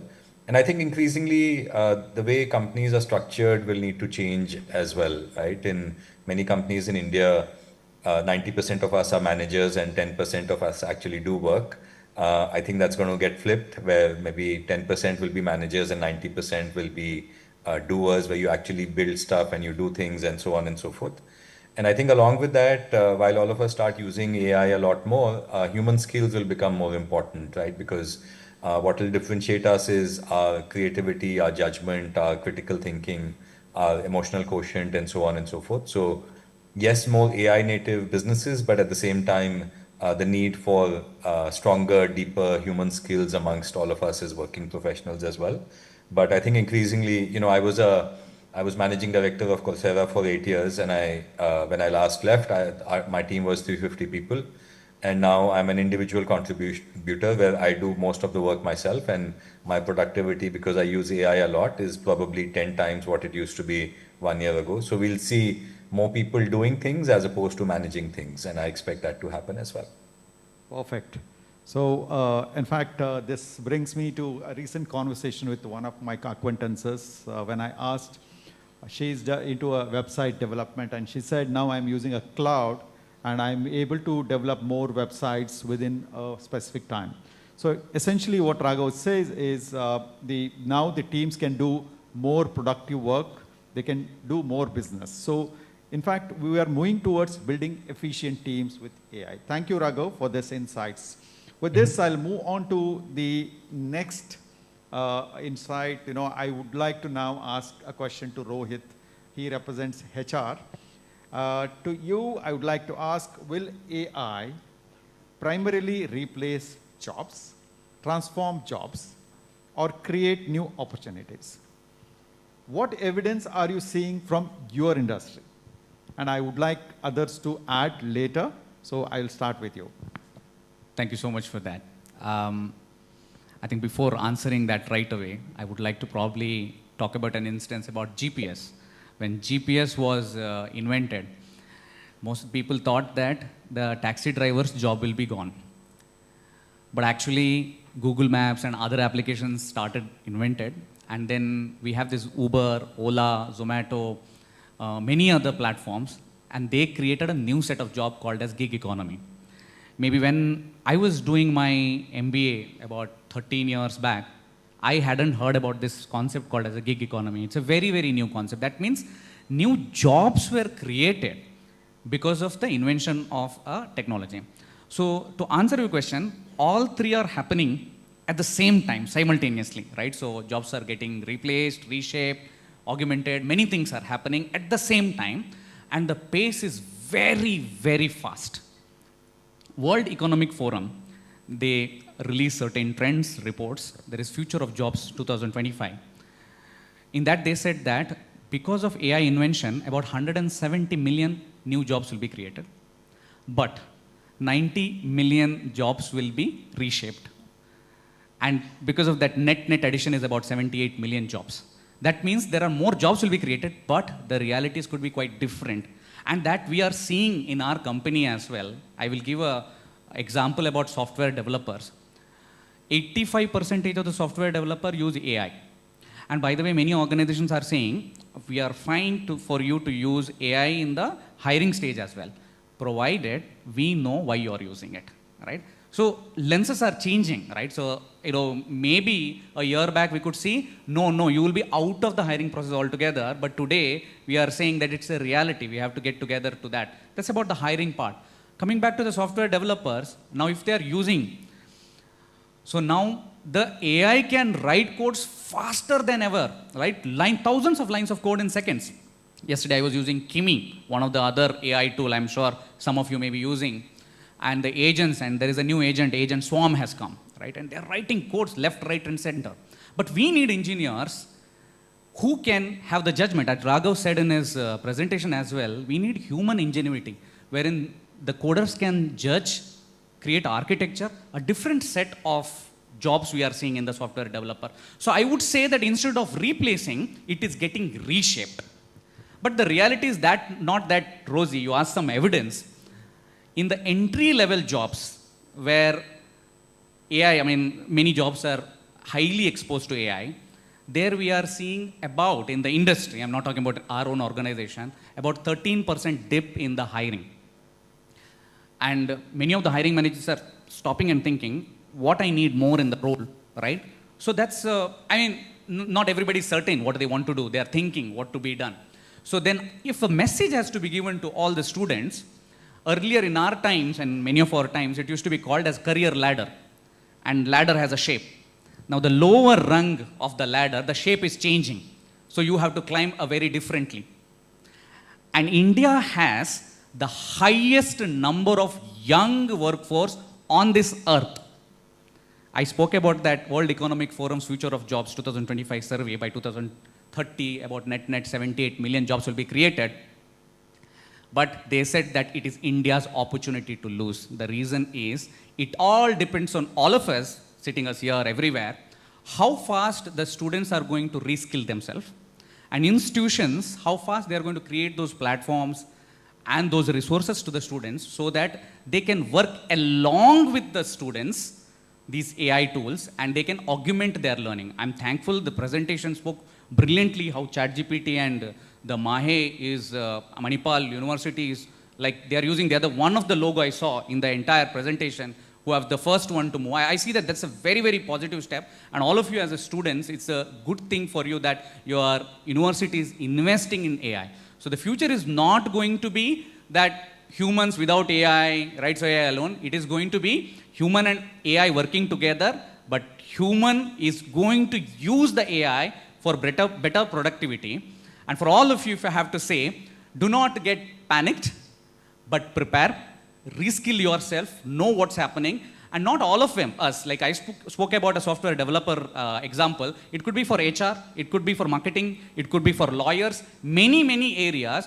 Some of us may not be using in depth these tools and maybe the expert in that, but we need to be familiarize ourselves how we can make ourselves employable for the life. Fantastic. Thank you very much, Rohit, for the insights. I have a follow-up question to you. I have a follow-up question. Are we overestimating job loss and underestimating the job transformation? So I would say that, I will put it in another conundrum. AI invention is hype versus hope. I would see that, yeah, and this is my personal opinion, many a times organization need reason to probably replace job or remove jobs. And I don't see that we have reached a stage wherein we can say that AI is completely going to take over, this, that, and all that. Perfect. I would say to all the students that for me, what has helped, I mean, I have navigated many of these big dynamics. So one of the things which has happened is that my fundamentals have helped. Right? As an individual, as an employee, I would say that fundamentals are very, very important. I would at this moment see that the hype is too much. All the tools are competing against each other. It will get settled down. In our organization, if I have to take an example, we have not asked anybody to do because of AI, and we are a sustainable organization, by the way. If you have not heard, we have that habit of, if you have not heard the name of the company, we say this is a startup, right? We are a 146 years old organization, by the way, Elsevier, and some of the professors here would know more than me about Elsevier, right? So in our organization, we have given all the tools to our develop, and including everybody, including HR, marketing, lawyers, everybody we have given. You take all the tools, like ChatGPT, then there is Claude, I'm using Claude a lot, Copilot, many tools are given. But the point is you experiment, you learn, right? That is first required. Any organization which is sustainable. We have been here for 146 years because we have done these sustainable practices. So we have said that learn. Then we will tell you the timeline when the AI is going to work along with you and what that world is going to be. So I think you are right in saying that at certain point we are overestimating, and these news agencies are giving every day one or the other news. And I think at my time in 2014 I passed out, lot of promises are made. Now as an HR leader I look back, I see hardly 10% of those promises have come and about the job creation and many of those. So I would see that cut those clutter and see what as a student you can do, what as a professor, teachers you can do better for the next generation. Thank you. Thanks, Rohit, for the insights. Let's continue our discussion on HR. Let me move on to Mansij now. Mansij, what skills, mindsets, and the competencies will be most critical for students and professionals to remain relevant in the future workforce? What's your experience on this? Thanks, Dr. Manoj. I think to answer this, fundamentally, we need to recognize a very important event that is happening. We are, as AI comes in, and like Raghav has already pointed out in his presentation, as the cost of regular cognitive work diminishes, your human judgment, the cost of human judgment rises up exponentially. What we need to move forward today is the judgment part of it. I would look at it as three pillars. The first one is we need to move from what we call as creators to editors, right? If HR policy can be created in 3 seconds, right, and I can have 5 different versions of it, as a HR manager, I would need to understand the context of what I'm asking for, the judgment of which would be the right fit for my org, for my set of people. Right, so moving away from this editor mindset to the, moving away from the creator mindset to the editor mindset is one pillar. The second part of it will be a very oft repeated statement, but what I call it as learning velocity, right? Learning velocity is simple that today, if you look at it today, this is what is new, what is needed. I learn it, I deploy it, and I also have to have the ability to let go of it when something better comes in. Right, so a better technology, a better tool, even a better AI agent. So can I leave my previous agent and move ahead? So learning velocity comes in. And the third part, which is again very important for all of us, including the students who are coming in, and is the ability to deconstruct the work. Now, what used to happen when we joined the workforce? I joined the workforce sometime earlier. Then what used to happen is you could be from XLRI, you could be from TAPME, you could be from anywhere. HR guy, you start in the file room. Understand how the employee file is created. And then you build up. Now this part of the grunt work, the apprentice work has completely been removed. Right? Now what happens is, as an entry level person, the person who's just coming in, my expectation is already high. Right? That AI will do the base level work, so your bar has been raised. Can you get in there? So can you deconstruct the work, move out those pieces which will be agentic led, those pieces where your human intervention is needed, where your judgment is called for. And how do you talk to the AI? When I have broken down my work, I should be able to give the right input to the AI, because otherwise the AI agent is LLM is nothing but a statistical model, right? It is going to put some things together and come up with an answer, but you have to ask the right question to get the answer. This is what I would think. Perfect. Thank you. Thanks for the insights. I want to continue this question and hear from Raghav, from his own perspective, on what are the kind of mindset we are expecting in the workforce. Because I believe as a teacher, let's say, because he is head of education, he must have heard people saying, so my students are using AI, so let's not allow them to use AI. So what are the kind of mindset we are looking at, both in teachers as well as in students, to kind of prepare the next workforce? Raghav, over to you. Some insights on this. I think it's important to approach this with a mix of excitement and a mix of caution as well. I don't think, it's all about what opportunity it brings, and I don't think it's all doom and jobs are going away. And I think this applies to educators and to students as well. For educators, I think there is a very valid worry that, look, students can use AI as a shortcut tool, as a cheating tool, and they are not learning.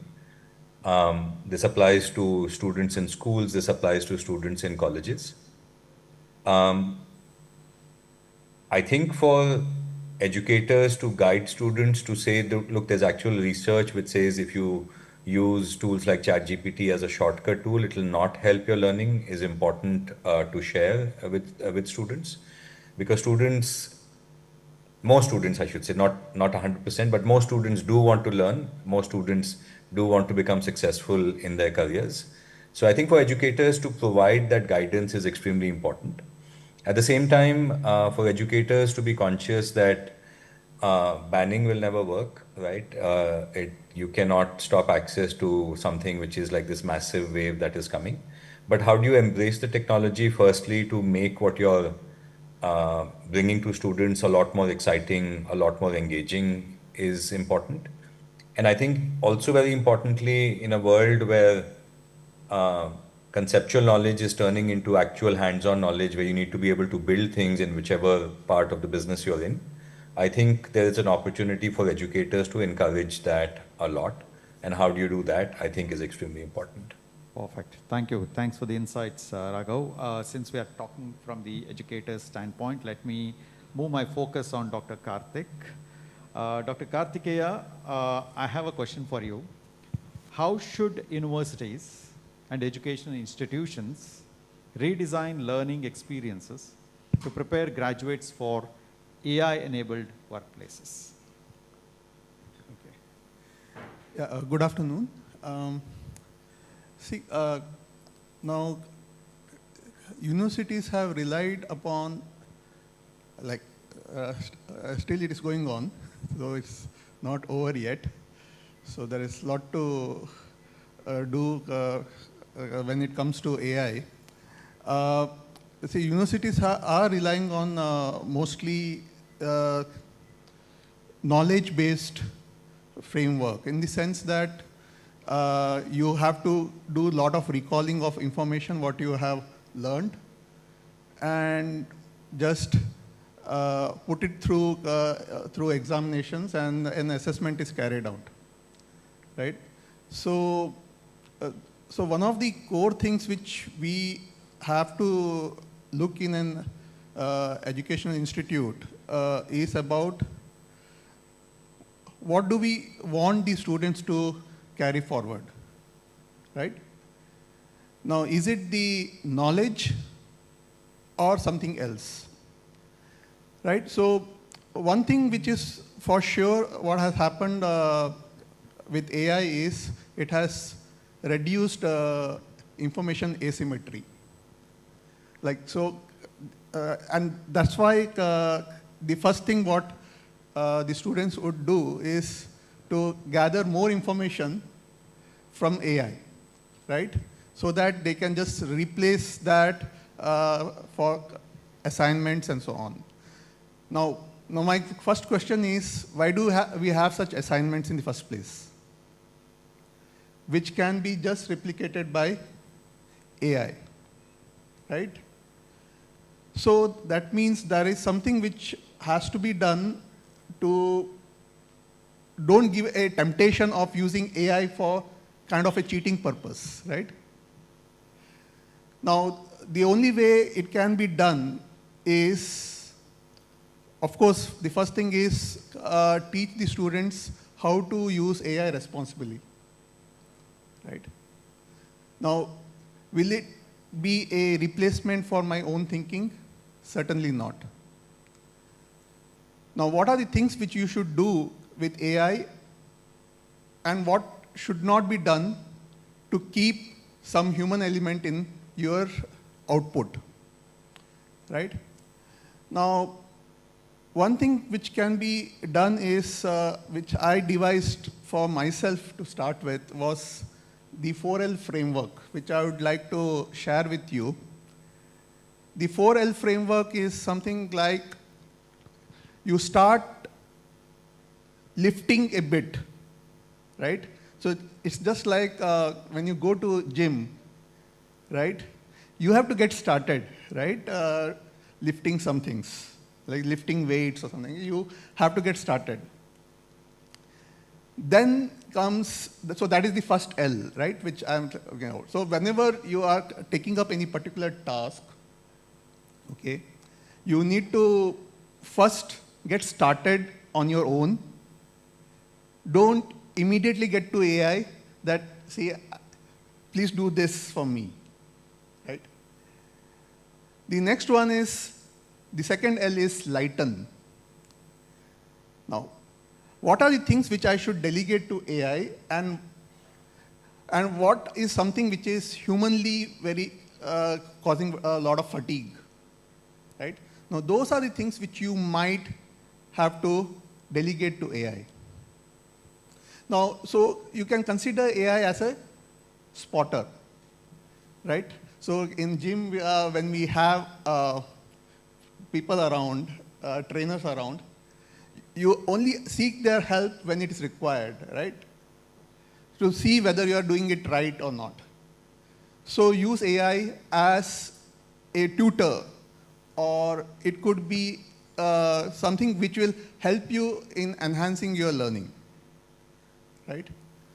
Or is there some work which is very much about doing a lot of summaries, right?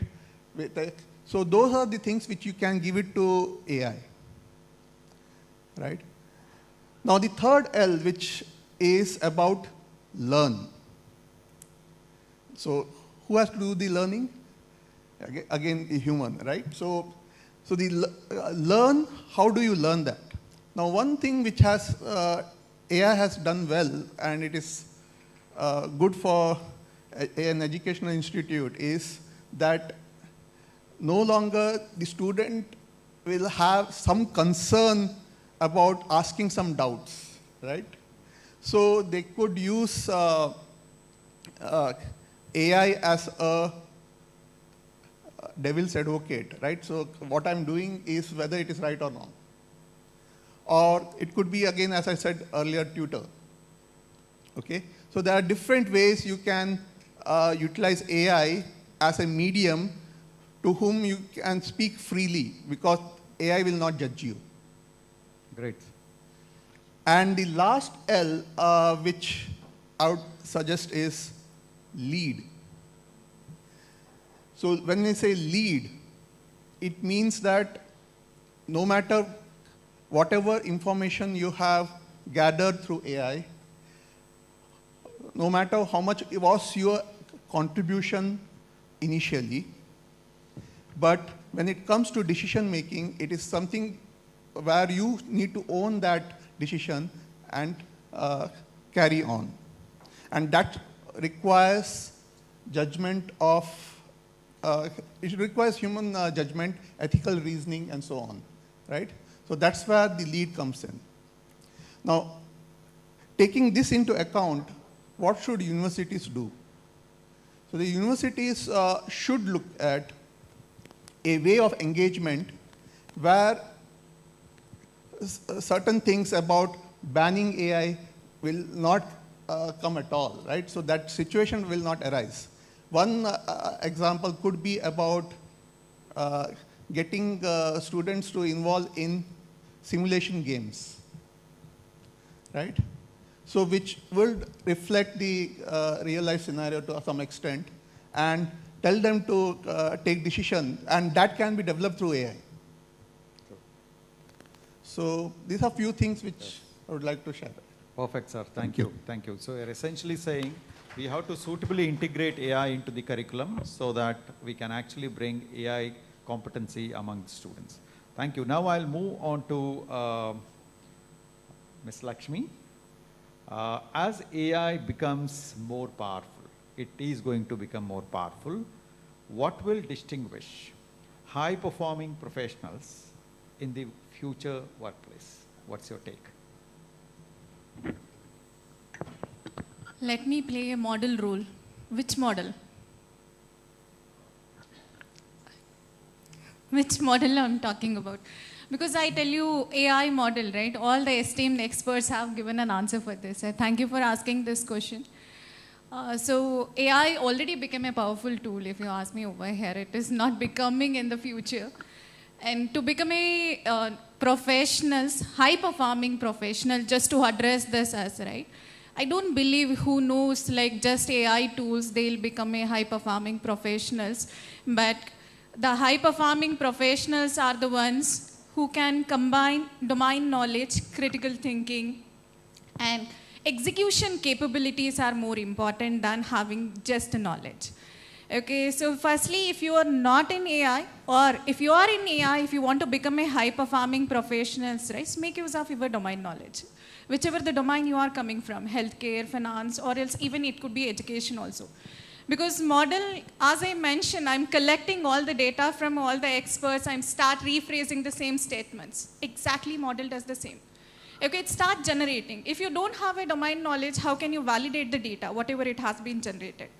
And since I work as a lead in related to applied AML, right? So without the domain knowledge, if you are able to build something, that definitely is going to lead a big risk. Okay, so domain knowledge is one of the criteria, the skill set where we need to incorporate. And in addition to that, having like asking right question makes the definitely differentiator. Okay, so why I'm saying it's not just about the prompt engineering. Hopefully you have heard the roles like prompt engineering, right? So whatever you type in the ChatGPT, that itself a prompt. Okay, so now the question over here, that is definitely one part. In plus over here it is what problem you are trying to solve. Problem framing is the first step. Okay, so what data to use, or else what assumptions we are going to check. And more importantly, what outcome you are expecting, that you should be very much clear. And always I believe that AI, it's not a revolution, it's an evolution. Okay, so that's the reason whoever is AI collaborators, right? So they will be high performing professionals, because don't go ahead against with AI. Okay, so replacement definitely it's not going to happen. So just to add on with Rohit's statement over here it is. Okay, so redefining roles I can see. Probably you will be verifying, because ultimately we are the judges. The decision makers within our hands, that kind of a roles where we can expect. So that's the reason the skill set, whatever we have, and one more thing, being an Indian, right, the adaptability is our skill set. So keep on adapting the thing skill set, and parallelly over here it is, the business outcome is very important. The real business values with trust, ethics, and it should definitely make an impact. These are the skill set definitely helps for a high performing professional, sir. Perfect. I think what excited me is a key word that you use, AI collaborator. You're all talking about bringing AI competency, but you're saying AI collaborator is something which differentiate the professional from high performing professionals. Thank you very much. Now, the question is, we are talking about AI, we are talking about data, but if universities not going to adopt, and if they don't bring in digital transformation, we are not going to see the change in the universities. So with this context, I want to move my focus on Dr. Ganesh with a question. As organizations accelerate digital transformation, what are the biggest leadership, cultural, and the talent challenges they must address? Well, I want to put a context around it. See, I spent decades in IT industry. And when we go out to any client and work with them, we go as a developers. We are contributing only as facilitating or enabling them to build applications or digital assets. Now, AI has given us a great opportunity where we need to shift the gear in our culture. The students or youth have the greater opportunity where they can become innovators rather than developers, right? So that is a great opportunity where you have all those AI-driven tools in your hands. You have those processing capabilities. So use that, and also you have access to the data, right? So you can become innovators now. You can have your own startups. You can come up with the solutions to the various problems, right? Therefore, universities perhaps, I think, will have a greater role in shifting this culture of, someone who basically uses LLMs from some other countries and, whatever market available, and use it for his work. You also need to become an innovator. You need to have your own LLMs, SLMs, VLMs, whatever you're talking about. With this context, I think it is very important that universities should be embarking onto this AI and digital transformation, AI-driven digital transformation.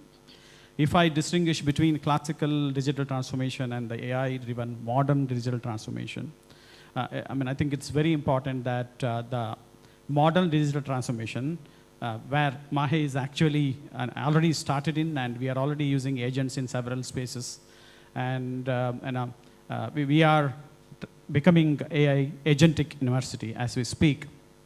I mean, this is where the universities will expose their students to impacts of AI and agents, right? Of course, leaders have the challenges, right? First challenge is investment, right? I can go on and build AI and agentic-driven systems, but at the same time, these systems cost a lot. It's metered, right? And then when I come to the other challenge, which is basically adoption, right? So these AI systems you build need to be, explained or need to be convinced to the students and faculties and everyone to say that, okay, this is how it's going to improvise as also, your day-to-day work, and also, bring out the innovations which you are looking at. The third one is, I think it's a velocity of disruption, right? This is a very key challenge. You should always look into what is happening around and making sure that, you build that, the gap, the delta into your digital transformation efforts. Let me tell you that, in coming days, we can't predict for next 10 years. I think it's only 5 years we can predict, because AI and quantum computing going to, work together. And you can say that, you can get what you expected, and most of the times you'll get beyond what you expected, what you are least prepared for. So that culture need to change, when you're going into AI and agentic transformations.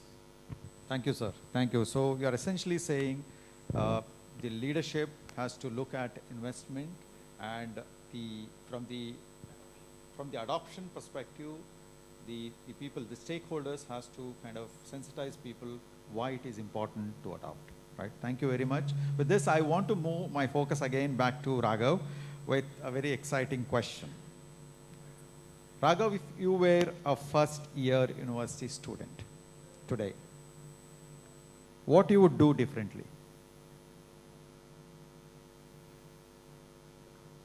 Well, that's a very clear question. I would probably do two things differently.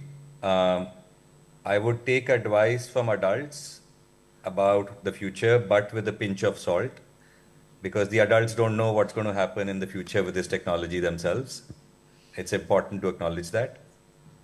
And second, if I was a first-year student, I would probably acknowledge that, yes, entry-level jobs are under pressure and so on and so forth. But I think the opportunity to do exciting work is a lot stronger than has ever been the case. So I would approach opportunities to do amazing work with a lot of excitement as well. Perfect. Thank you. Thanks, Raghav. And let's move on to the last question. This is for everyone. Let's start from Lakshmi. If you could offer one piece of advice to a student or a professional preparing for the future work, to including our students here, what would it be? In one word, I can say that continuous learning, sir. Thank you. Continuous learning. I may want to give some context to this. I would see that the foundation skills are very important, right? So, by the way, when I say foundation skills, all of us have something very important what we come to the table. Now, we have a gentleman taking photograph. His major skill set itself is taking good photographs, right? That is a skill. Similarly, all of us, let's say for me, human resources. So each of us have to be very, very good at that. Now in a college, there are assignments given.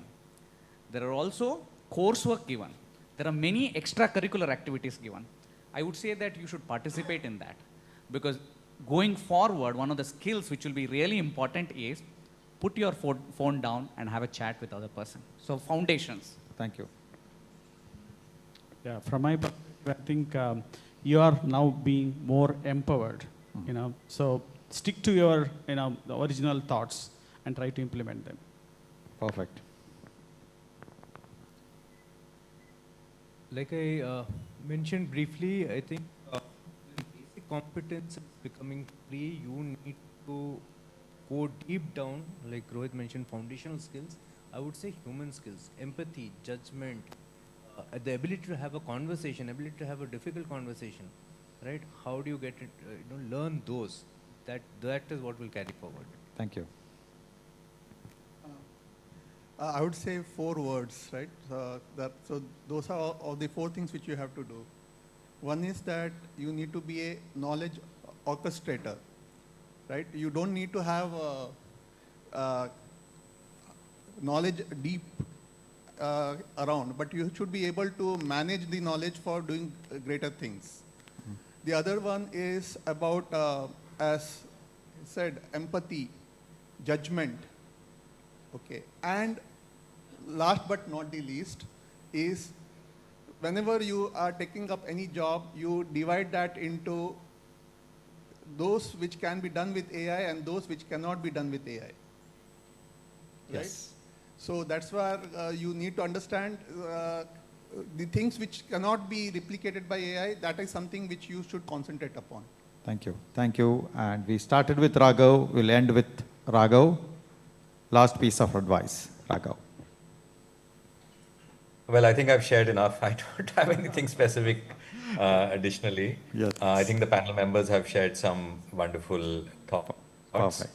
Perfect. Yeah, so nothing additional actually. Thank you so much. Thank you. And I'll go back to Raghav's presentation where he said ChatGPT or any generative AI can give you 3 different options, but you should use your judgment to kind of pick the right one. Thank you very much, panelists, for the wonderful discussion. Now the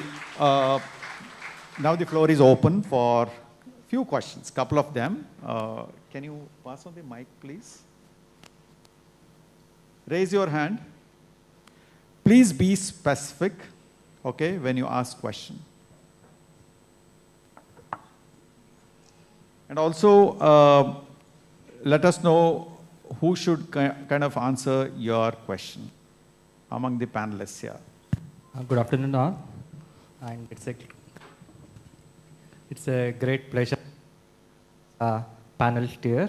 Myself, Dr. Manju Prasad. I am also into management, handling chain of wellness centers. I pick to today's topic on using a future. My simple question is for all the panelists. I understand we have a very good future. Should I come? Okay. Please come forward. Be specific. Okay. Yes. My question is, sir, like being not techie, I'm from medical background and management. There are multiple AIs in today's generation: ChatGPT, cloud, nano banana, so many things. What will be your scope of advice?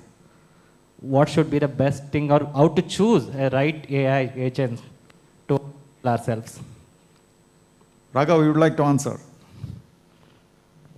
Yeah, sure. So my recommendation is the following. There are probably 3 frontier labs that are doing really good work. OpenAI, Anthropic, and Gemini. If you go online and if you search for courses on AI and so on, a lot of courses are focused on helping you choose what should you use for what purpose, and the recommendation usually is there should be 5 tools, 10 tools that you should be trying to learn at the same time. I feel that's a bit of a waste of time. I think you should pick one of the 3 frontier labs, OpenAI, Gemini, or Anthropic, and really get good at using the tools from that one particular lab. I think there is a lot more value in really going deep instead of trying to go wide and horizontal. That being said, and I am from OpenAI, currently the frontier models that are very well acknowledged in the industry are GPT 5.5, Images 2.0, and Codex. And Codex is completely relevant to somebody who is at the cross-section of management and medicine for knowledge work. So try those out for sure. But like I said, pick one and go really deep in those. Perfect. Hope he answered your question. Next one, please. Be specific. Okay. Just. Hello, Shiv Kumar here.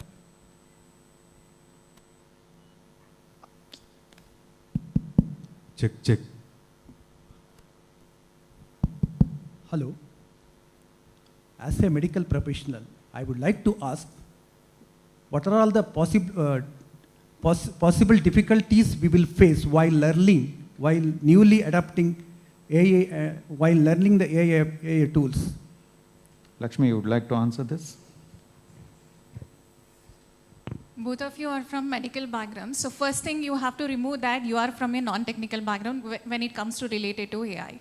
I have seen the people who are ruling in AI, so even though they are coming from non-technical.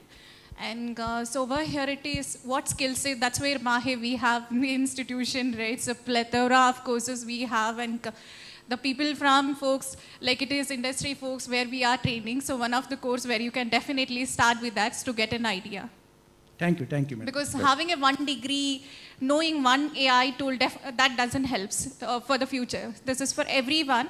Okay, so upskilling, relearning, keep learning, unlearning is very important in life. Thank you, thank you. We'll take last 2 questions, okay? We are running short of time. Thank you, sir.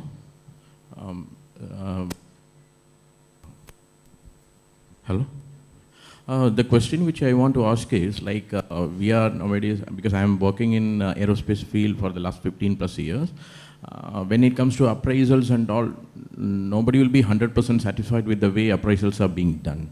So, but of late we have understood that it may be because of the attribution errors by our department heads, and they might not have understood the worth of our work properly. So, how AI can help in this particular scenario?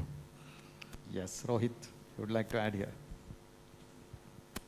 See, even after a decade, an employee and a manager may not be fully satisfied on an appraisal process, and multiple iterations have been done on that. But I would say there are a lot of new tools which are coming in this space, right? So we are evaluating one of them.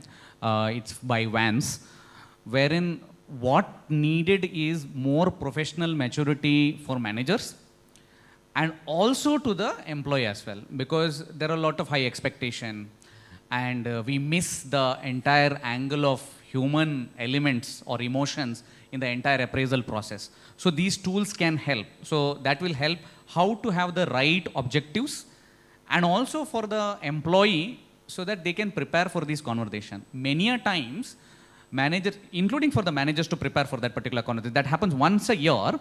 An entire experience is built on that half an hour or 1 hour. So I think when you build emotions, and these tools are really good in preparing, and I did have one of the instance, because I am a early tester and we are adopting starting next month this particular tool to coach. I would say that is the coaching is required for many. So I was very busy and asking somebody some detail, and that person didn't give. Then he was asking, what is the rationale? What is the rationale? And I thought that I had a very abrupt response given to that, right? Then I ran that response to this is in this tool, and the tool said that this is how you can position this. So that is a level of coaching which is required even for the employees as well, because many times employees are emotional. I should get the top rating, right? So then they can run their OKRs or objectives in those tools and understand, this is my achievement. What do you think could be the possible outcome of this, and how I can handle this? And that's very important. In our organization, to all the employees, we give a program called as an Elevate. That's a coaching program. It's just not limited to managers, leaders. Everybody can go through that, wherein we want every employees to have an elevated conversation whenever they speak. And that will be applicable in this. Perfect. Thank you. Thank you. We'll take one last question. Only last question, please.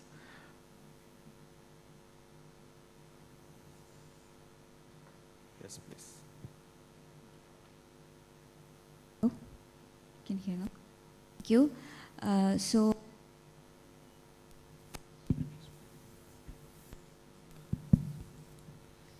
Hello? Yeah, for the past 15 years I have been into IT industry, but now I am into restaurant industry. For past 7 years we are running restaurant. So keeping aside the sales and marketing part, what is the role and scope of AI in the restaurant industry?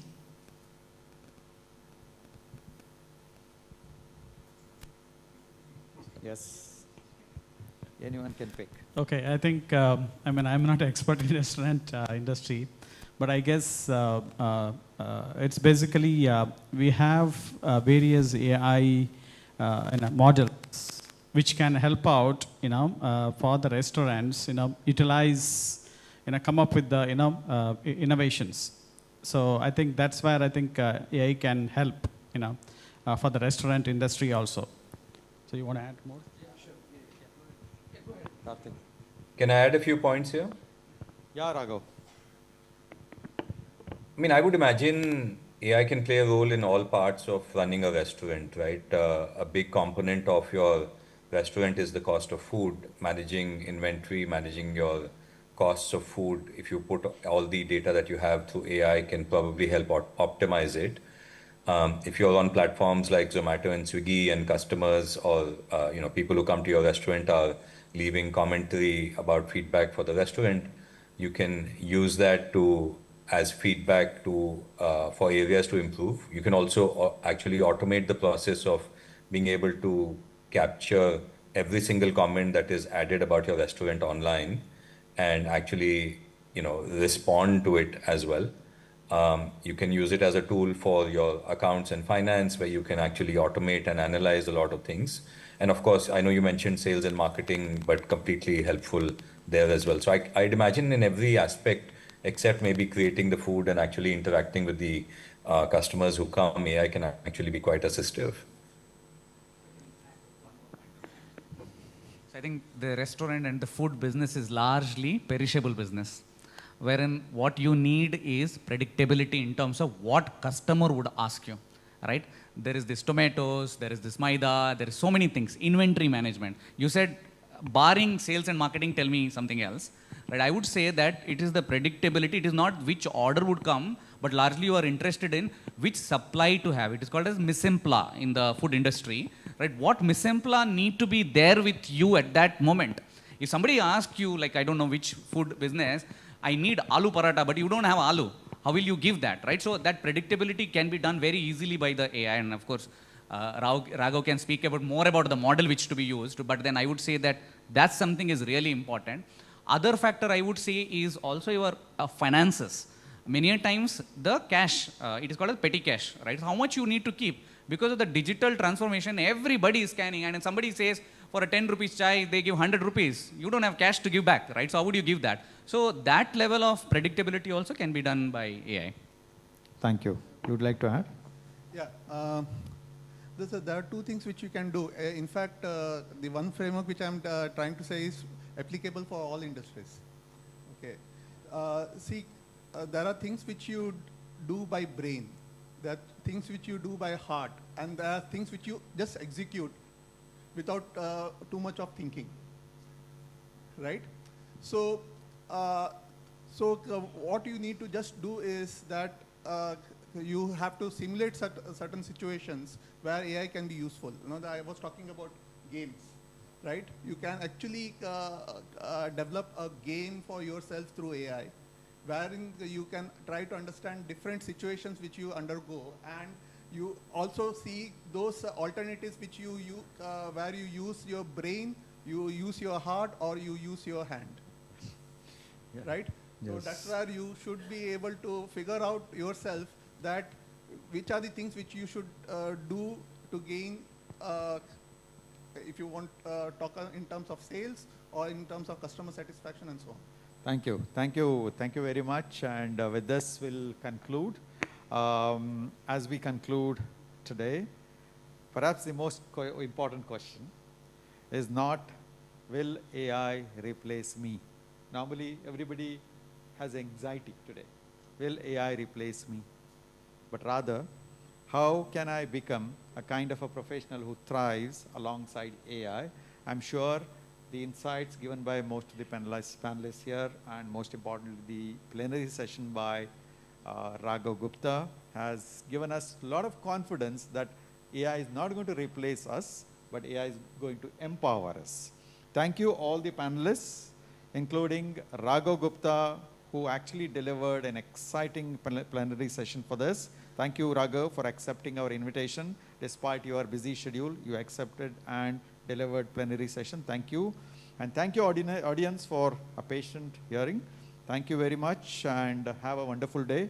As we conclude, and I'll hand over mic to, yeah. Wonderful. Thank you. Bye-bye. Thank you, Raghav. Thank you.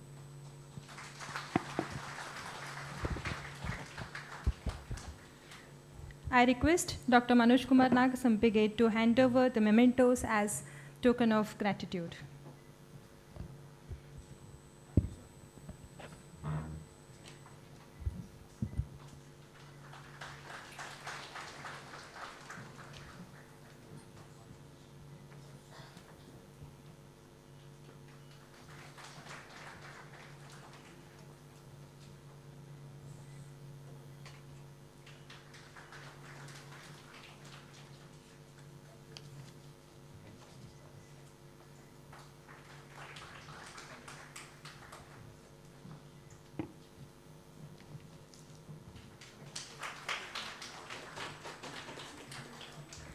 Thank you to our esteemed moderator and distinguished panelist for an engaging and insightful discussion. Okay.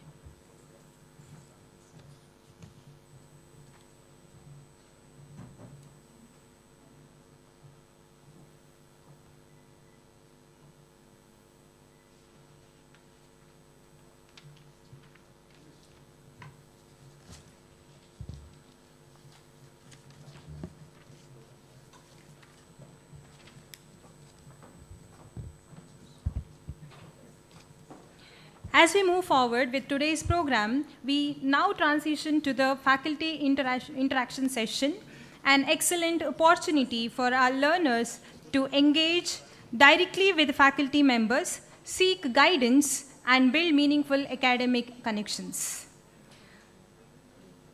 MBA, PGCP Logistics, Supply Chain, PGCP E&I, BBA, and BCom programs kindly remain in this hall for your faculty interaction session. MSc Data Science, MSc Business Analytics, PGCP in Data Science, and MCA programs, please proceed to the second floor. I request the learners to proceed to their respective interaction hall. Okay. MBA, PGCP Logistics and Supply Chain, PGCP E&I, BBA and BCom programs remain in the same hall. MSc Data Science, MSc Business Analytics, PGCP in Data Science and MCA programs, please proceed to the second floor.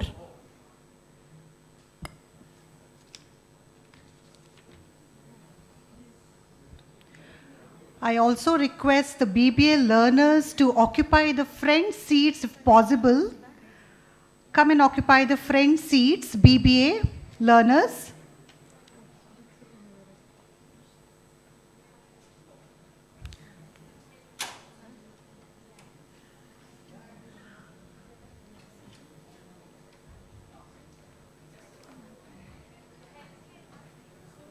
MBA Healthcare, here itself. So I repeat, BBA, MBA, all specializations, PGCP, Logistics and Supply Chain, E&I can remain here in this particular room, whereas for the MSc Data Science, BA, DS, PGCP, DS, BA, MCA learners, you may proceed to the second floor. So shortly we'll begin with the most awaiting session of Panorama 2026.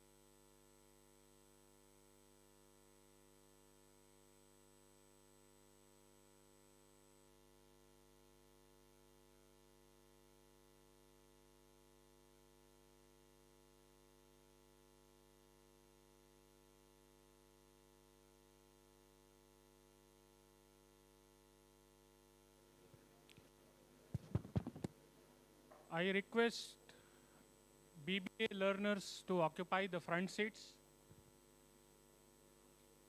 Yeah.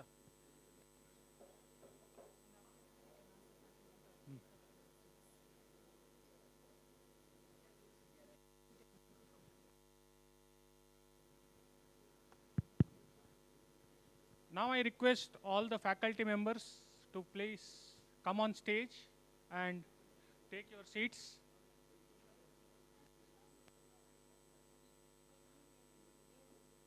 I request all the faculty members to please come on stage and take your seats.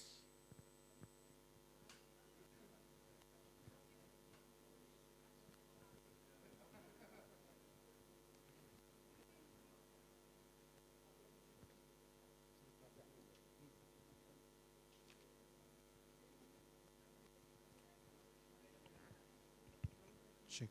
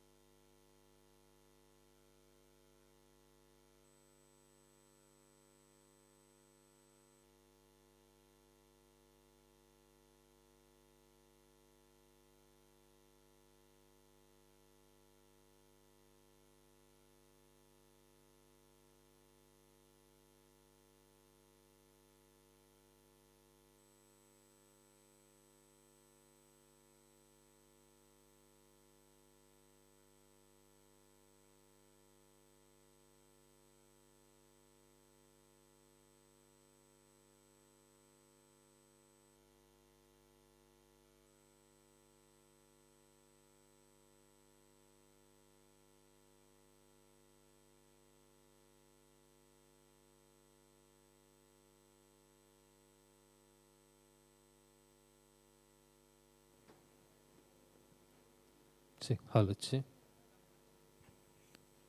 Check.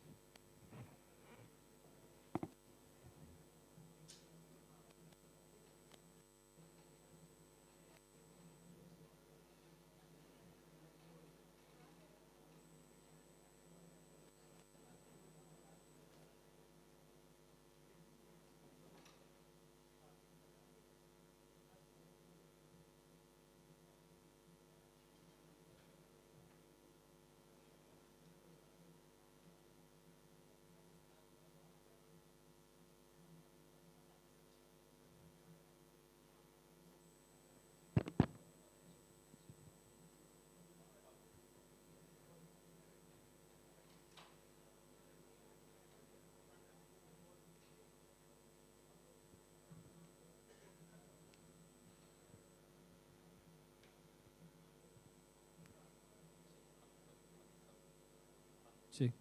Hello, check.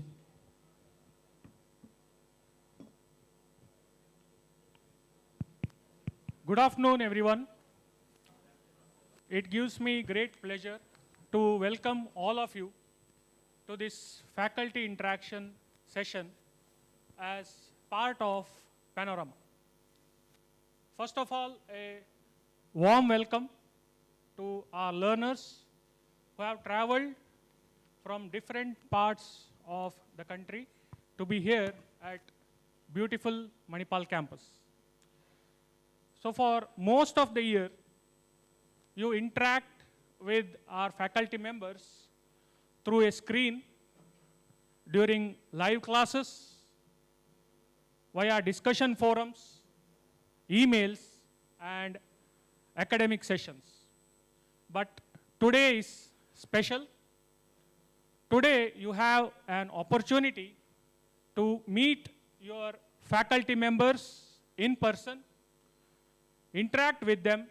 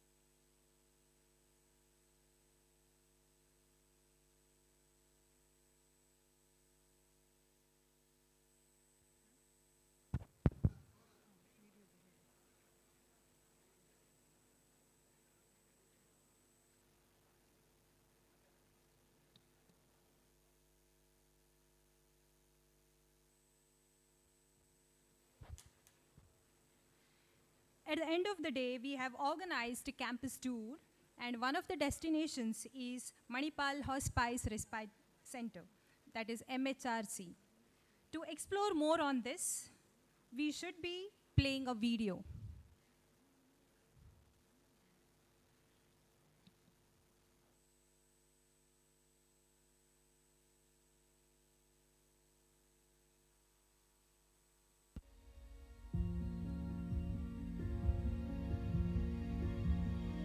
ಕೆಲವರಿಗೆ ನಾವು music ಕೇಳಬೇಕು, ಇನ್ನು ಮನೆಯವರನ್ನು ಭೇಟಿ ಆಗಬೇಕು.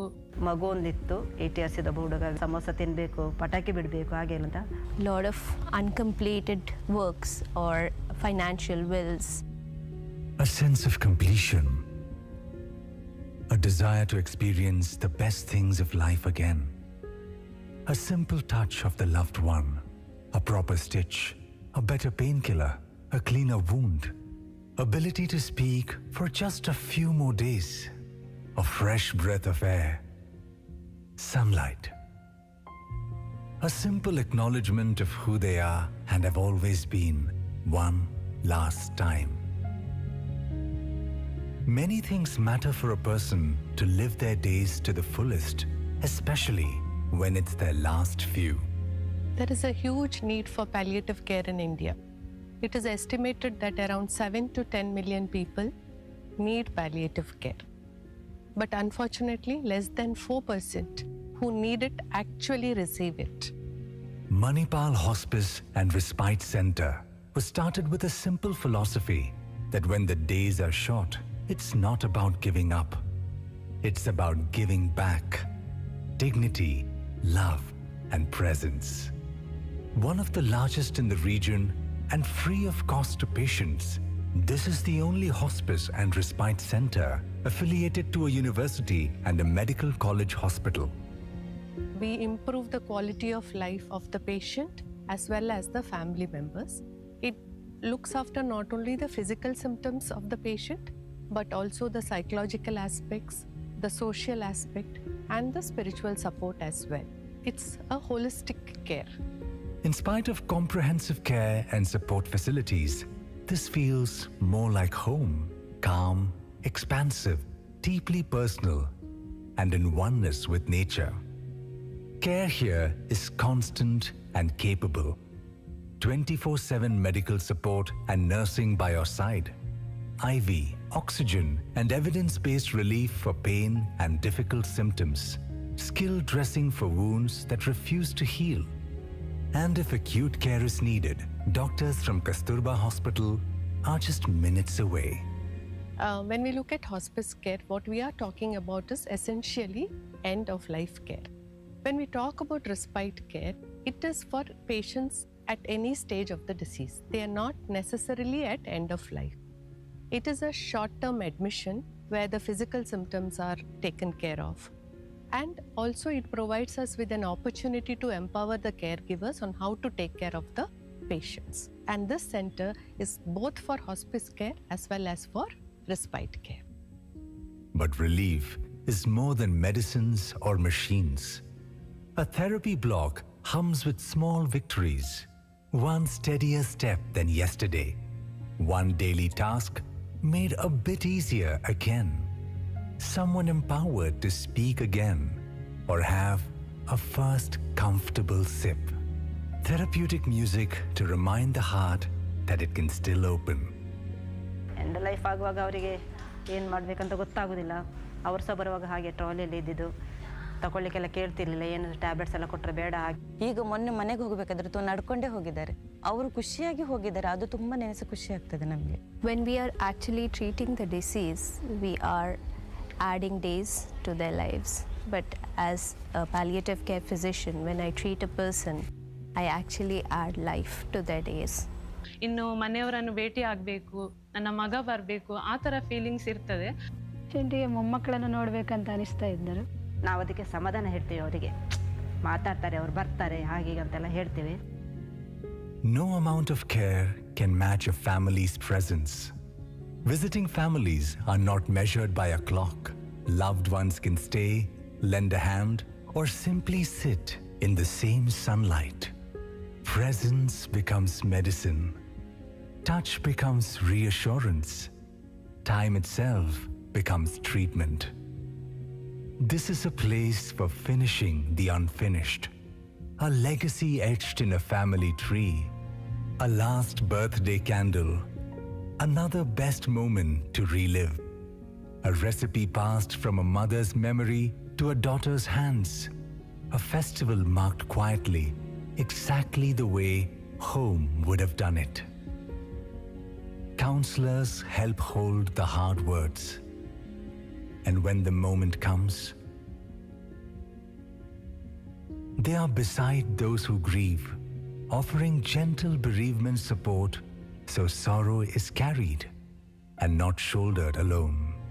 A loss of a person cannot be replaced. Anything, any word said, anybody cannot replace a loss of a person in a family's life.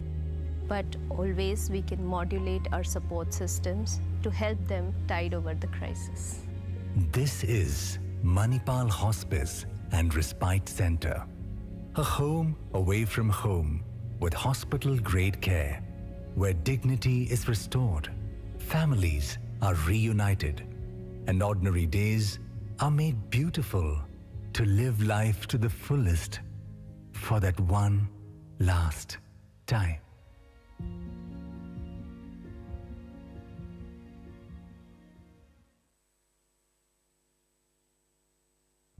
Prior we proceed, I request the learners who are performing to be at the backstage. Latamani, Padmanabhan, Sharan, Ranjit, Shrikant and Shivkumar Shettikar. Please come at the backstage. It's a great pleasure to have Ms. Seema R. Rao, Director, MHRC Mahe, and our second semester learner of Mahe Online MBA. I request you to provide some insights on the center.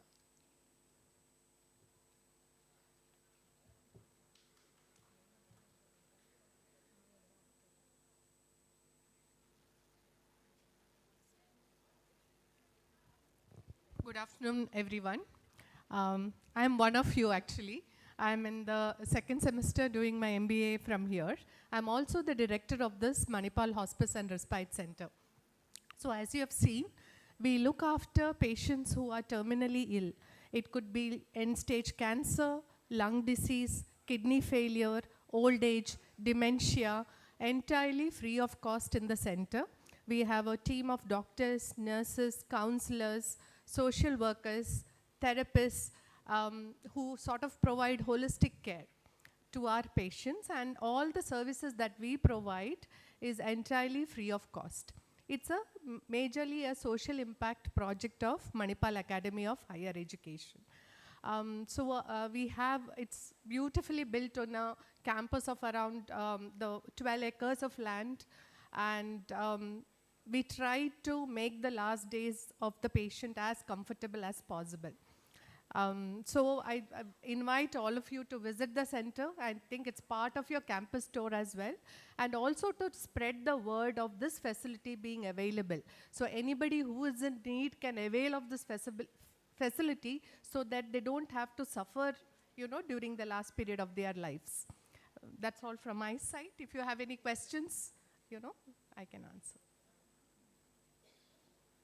Or then when you visit us, you can ask any questions as far as possible. Check.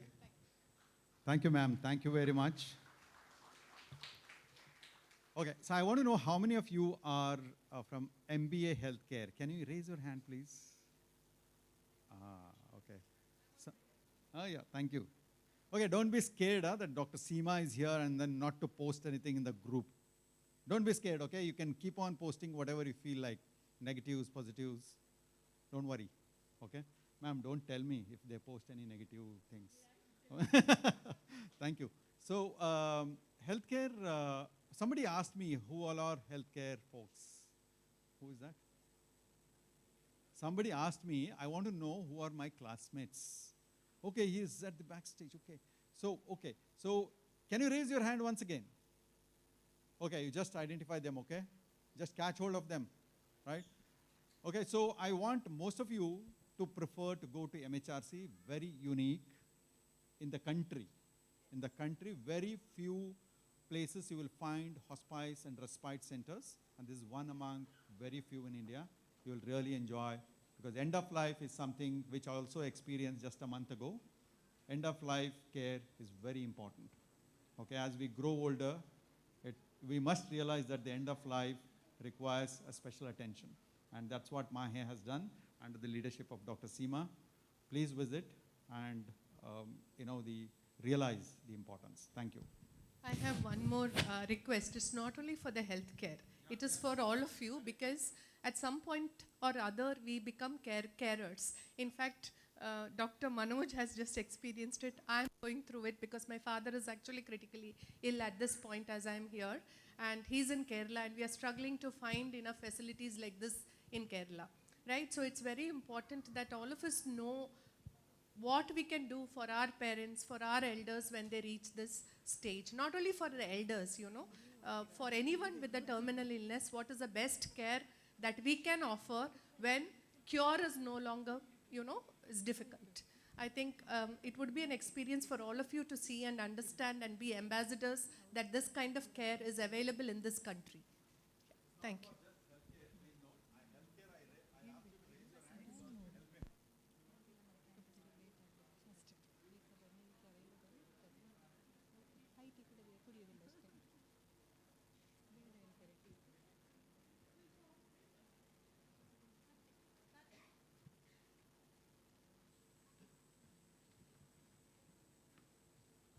Check.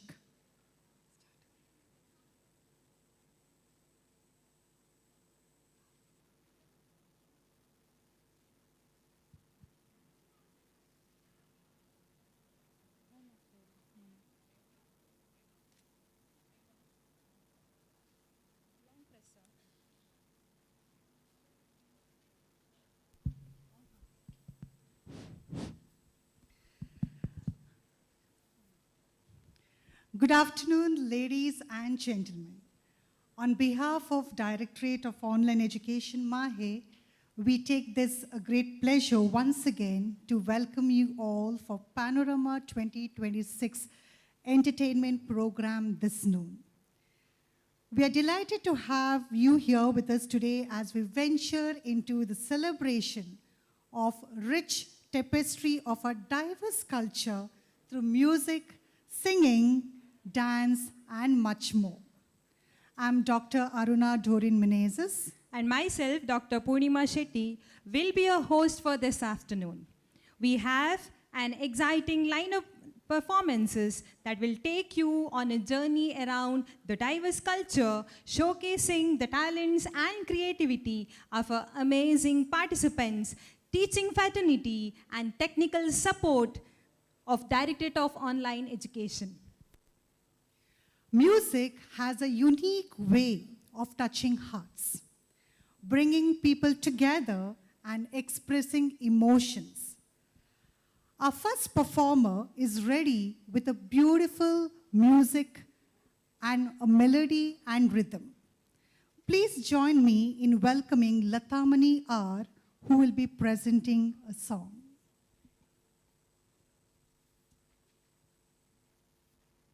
Let's encourage her with a big round of applause.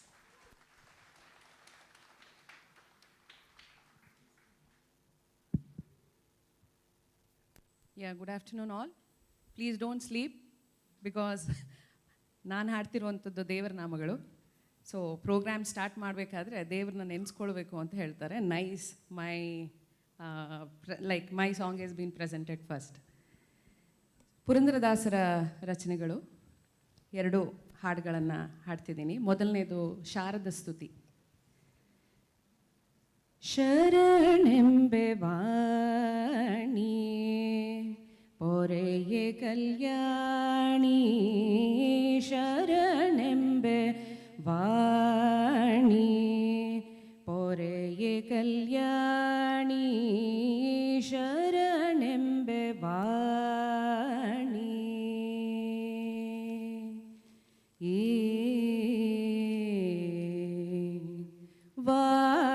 ವಾಗಾಭಿಮಾನಿ ವರಬ್ರಹ್ಮಾಣಿ, ವಾಗಾಭಿಮಾನಿ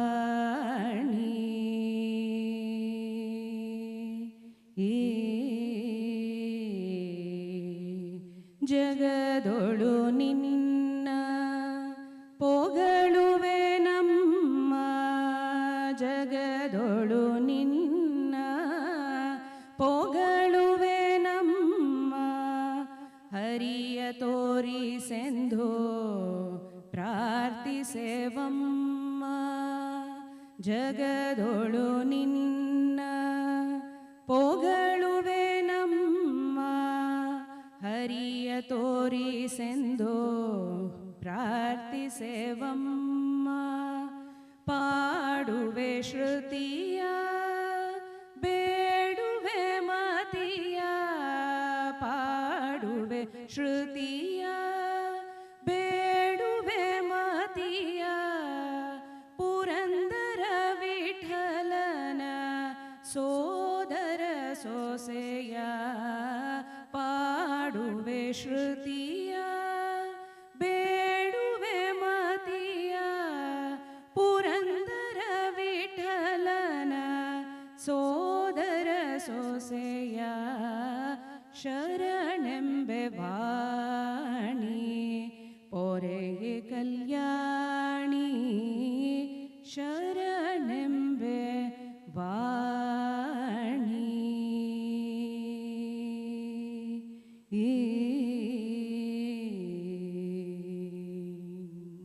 Thank you.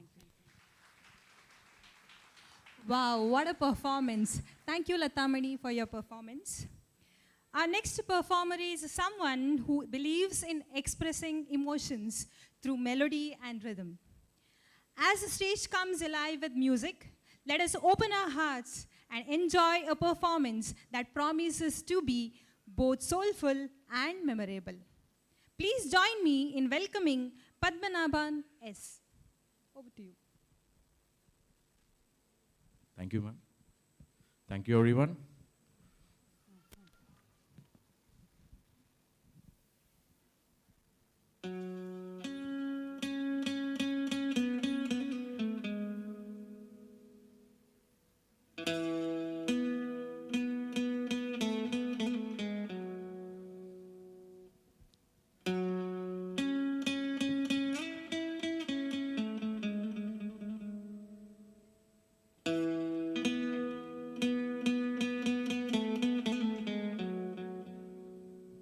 जादू तेरी नजर खुशबू तेरा बदन जादू तेरी नजर खुशबू तेरा बदन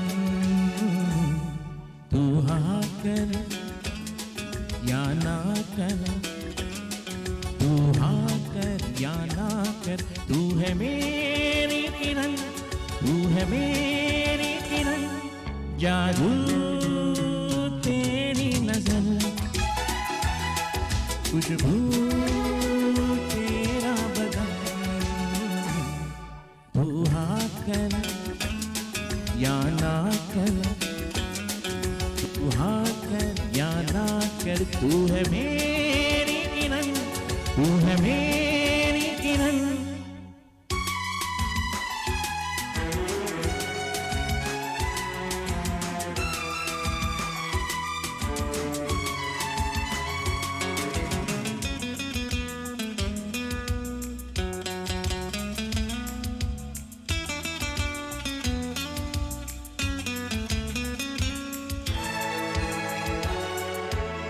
मेरे ख्वाबों की तस्वीर है तू बेखबर मेरी तकदीर है तू मेरे ख्वाबों की तस्वीर है तू बेखबर मेरी तकदीर है तू तू किसी और की हो न जाना कुछ भी कर जाऊंगा मैं दीवाना तू हाँ कर या ना कर तू हाँ कर या ना कर तू है मेरी किरण तू है मेरी किरण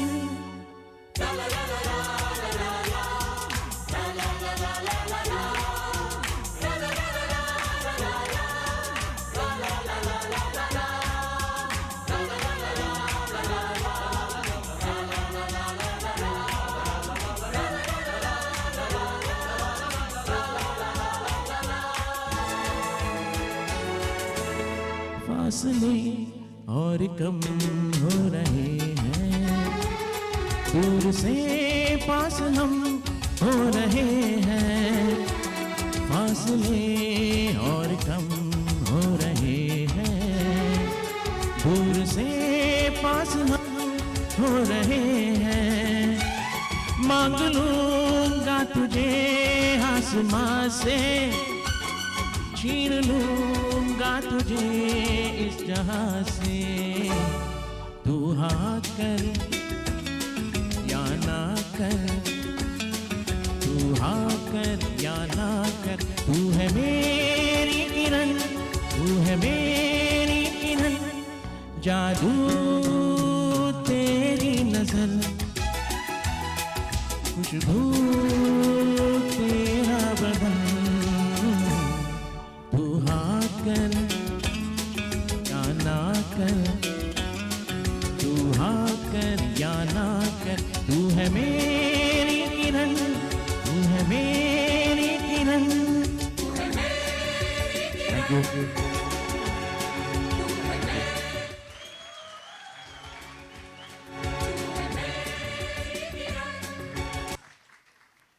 Thank you, Padmanabhan, for that jadoo-fied performance. To add on, can you try a little mimicry of that Shah Rukh Khan with Kiran? Kiran? Well, I'm not that much good at delivering Hindi dialogues. If I can get a Kajol, then... Oh, sorry, Juhi That's true. That's true. That's true. So with Kajal, you tried. Yes. She's in Bangalore now. Yes. Thank you so much. Thanks a lot. Thank you. So we have the next performer, Sharan UP, with his vibrant dance performance. So over to you, Sharan.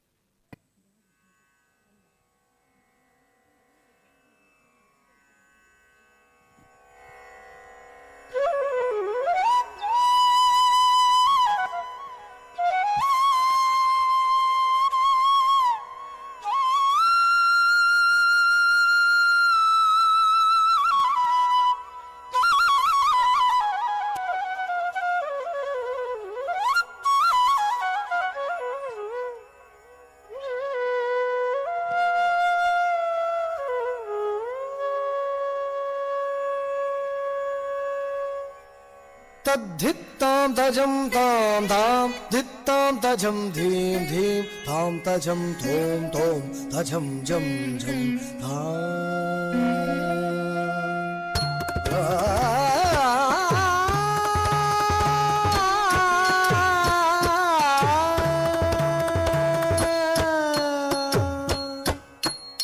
तद्धित्तां तजं तां तां धित्तां तजं धीं धीं तां तजं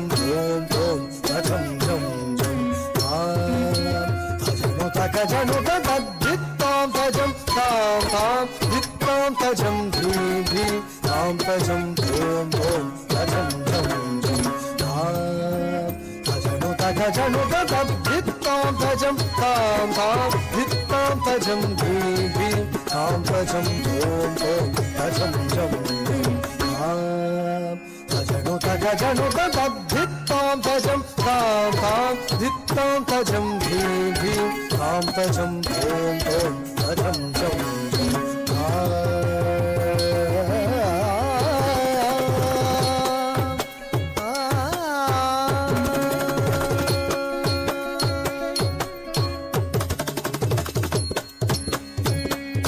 tajam tam tajam dhim tajam tam tajam tajam jam jam tajam tajam tam tajam dhim tajam tam tajam jam jam tajam tajam jam tajam jam tajam jam tajam jam tajam jam tajam jam tajam jam tajam jam tajam jam tajam jam tajam jam tajam jam tajam तज्जं जं तज्जं जं तारि तारि तजं तण तण तजं जणु जणु तजं तारि तारि तजं तण तण तजं जणु जणु तजं तां तगतां तां तदां तदां तगतां धीं तधीं तधीं ततगतिं तों ततों ततों ततगतों तजनु ततधिमि ततकजं तकजं तकधरि तजं तधन ततजं तधरि तधन तजनु तधिमितां तकधरि तजं तधन ततजं तधरि तधन तजनु तधिमितां तधरि तधन तजनु तधिमितां तधि तु तधिं धीरतो तकधिकु तधिं धीरतो तकधिकु तधिं धीरतो तधरि तधन तजनु तधिमितां तधिं तकतधिं तकतधिं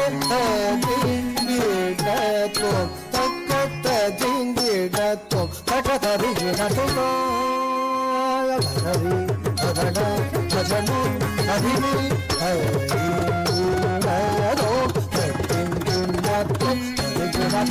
धित्तां भजं तां धां धित्तां भजं धीं धीं तां भजं धों धों भजं जं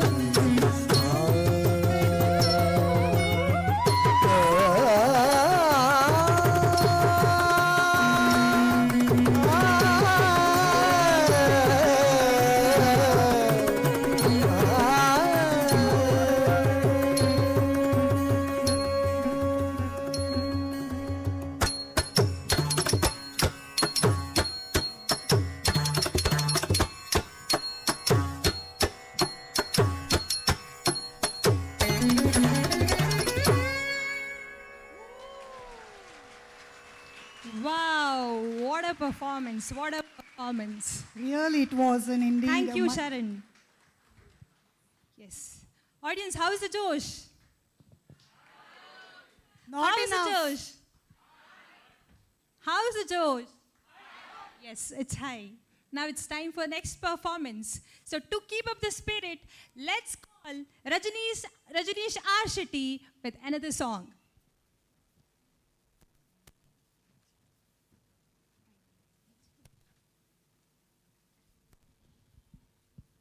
Ranjit R. Shetty. Thank you. The challenge is not about the song. The challenge is how to manage this chit on stage. Please.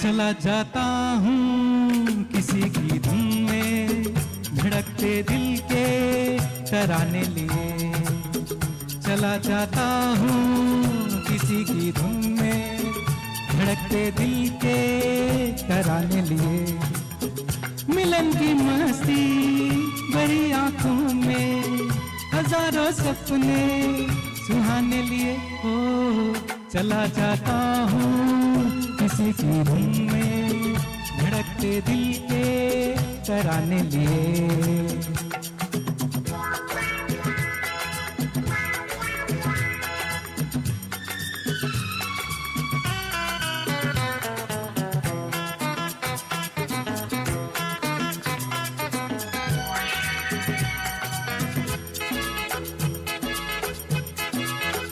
ये मस्ती के नजारे हैं तो ऐसे में समझना कैसे मेरी कसम लहराती डगरिया हो तो फिर क्यों ना चलूं मैं बहका बहका रे मेरे जीवन में वो शम्मा की है मोहब्बत वाले जमाने लिए ओ चला जाता हूँ किसी की धुन में धड़कते दिल के तराने लिए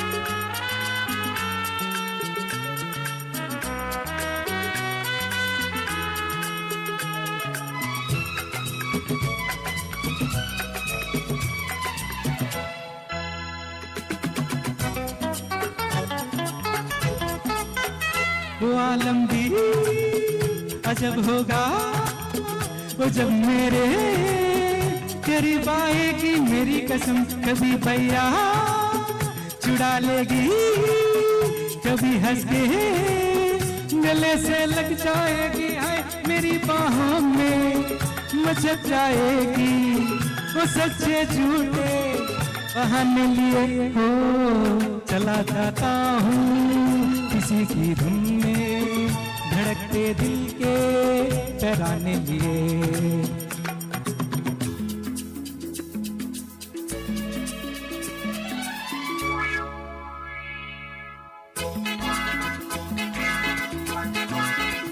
बहारों में नजारों में नजर डालूं तो ऐसे लागे मेरी कसम। बुनेनों में मेरे काजल घूंघट टोले कड़ी है मेरे आगे रे शर्म से बोझल। झुकी पलकों में जवाबातों के फंसाने लिए। हो चला जाता हूँ किसी की धुन में, धड़कते दिल के आने लिए। मिलन की मस्ती भरी आंखों में हजारों में सुहाने लिए। हो चला जाता हूँ किसी की धुन में, धड़कते दिल के तराने लिए। ला ला ला ला ला ला ला ला ला ला ला ला ला ला ला ला ला।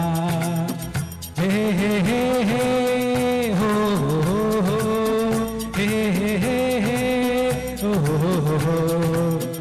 ला ला ला ला ला ला ला ला ला ला ला ला ला ला ला ला ला। Thank you so much.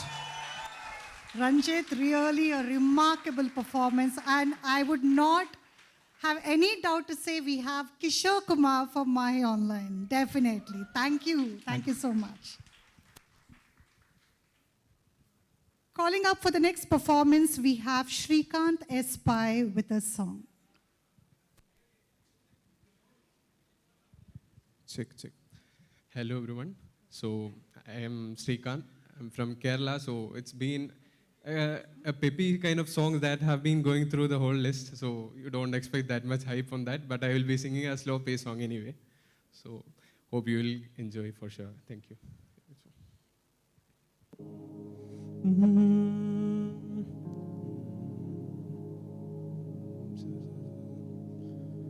காற்று வீசும் வெயில் காலம் காயும் அதில் மாற்றும் ஏதுமில்லையே ஆவானம் மண்ணும் நம்மை வாடச் சொல்ல அந்த வாழ்த்து ஓயவில்லை என்றென்று வானில் நீலா காகிறது நீரம் தேகிறது யாரும் ரசிக்கவில்லையே சின்ன கைகள் மட்டும் உன்னை காணும் தென்றல் போகின்றது சொல்லி சிரிக்கின்றது யாரும் ரசிக்கவில்லையே சின்ன கண்கள் மட்டும் உன்னை காணும் சமக பம பம கரி கரி சனி சமக பம பம சமக பம பம கரி கரி சனி சமக சதமா கம ததம நித சனி ரி சானி பம கம ததம நித சனி ரி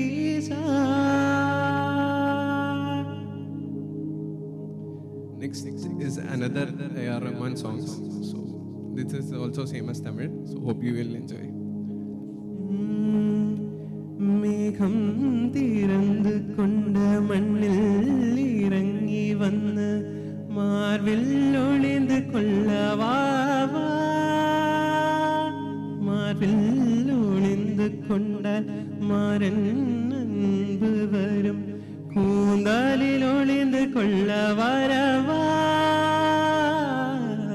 என் கூந்தல் தேவன் தொங்கும் பள்ளி அறையா அறையா மலர் சூதும் வயதில் என்னை மறந்து போவதுதான் முறையா நினைக்காத நேரம் இல்லை காதல் ரதியே உன் பேரை சொன்னால் போதும் வீண்டு வழிவிதும் காதல் நதியே என் சுவாசம் உன் பேச்சில் உன் வார்த்தை என் மூச்சில் ஐந்தாலும் நூற்றாண்டும் வாழ்வோ என் வாழ்வே வா மலர்களே மலர்களே இது என்னை கனவா மழைகளே மழைகளே இது என்னை நினவா உருகியது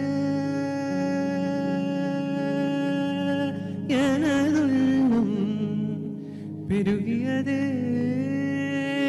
விழி வெள்ளம் விண்ணோடம் நீதான் மண்ணோடு நீதான் கண்ணோடு நீதான் வா மலர்களே மலர்களே இது என்னை கனவா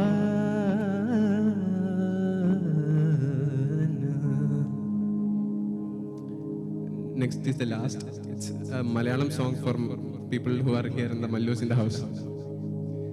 ദൂരെ ആരോ പാടുവതാണൊരു ദേവഹിന്ദോണം ഉള്ളിനുള്ളിൻ പ്രണയ സരോവിൻ സാന്ദ്രമം നാദം കാതിൽ മെല്ലെ കിക്കിളി കൂട്ടും ചില്ലുലോലാകിൽ ആദരസ്വരമന്ത്രമുണർത്തും ലോലസല്ലാഭം തിളികോടി സൂര്യമണി തേടി തെളിവാനിൽ മെല്ലെ ഉയരാൻ വാ ശിശിരം പകരും പനിനീർമഴയിൽ വെറുതെ നനയുമ്പോൾ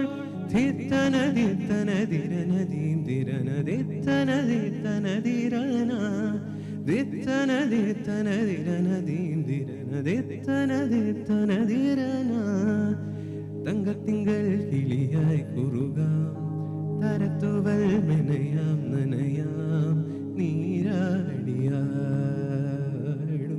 നിറസന്ധ്യയിൽ വണ്ടുലഞ്ഞ മലർ പോലെ വാർനിലാവിനിതൾ പോലെ നെഞ്ചിലുള്ളിലൊരു മോഹം അതിലിന്ദ്രനീലലയ ഭാവം കുങ്കുമമേഘം കുളിരു കോർക്കും ഒരു മഞ്ഞല പോലെയുലാവാം അമ്പിളിനാദം പതിമീട്ടുമൊരു തമ്പുരു പോലെ തലോടാം. Thank you. Hope you haven't slept here. Thank you so much. Mesmerizing performance. Thank you, Srikanth. So relaxing, right? Yes, I would happily sit for hours listening to this music. I hope you all agree with this, right? So we have one more performance coming in by Shiv Kumar Shettigar. Please welcome.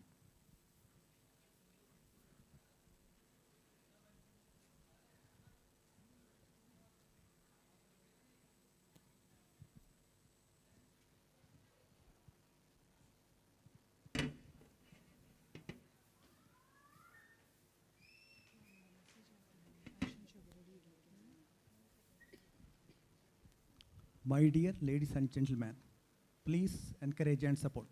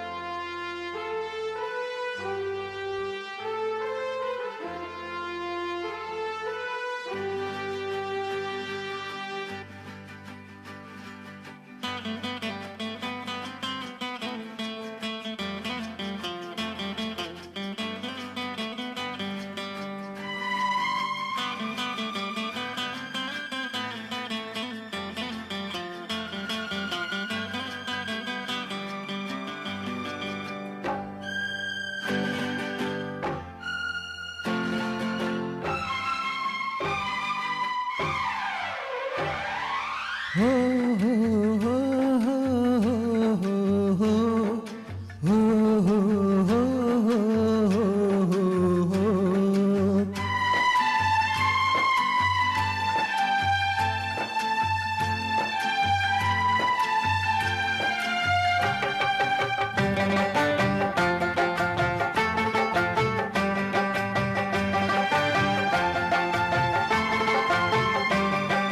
सांसों की जरूरत है जैसे, सांसों की जरूरत है जैसे, जिंदगी के लिए बस एक सनम चाहिए आशिकी के लिए।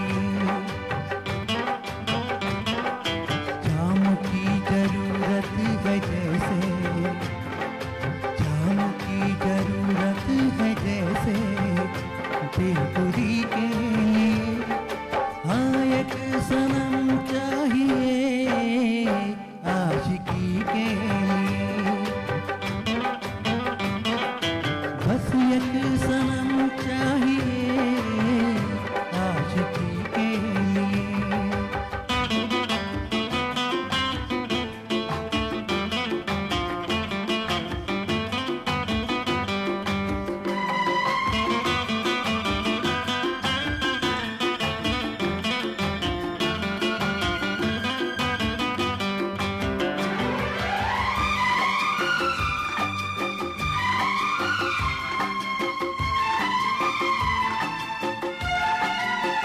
वक्त के हाथों में सबकी तकदीरें हैं,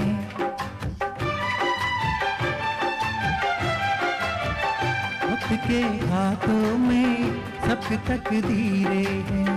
आईना झूठा है सच तस्वीरें हैं, जहाँ दर्द है वही गीत है, जहाँ प्यास है वही नीत है।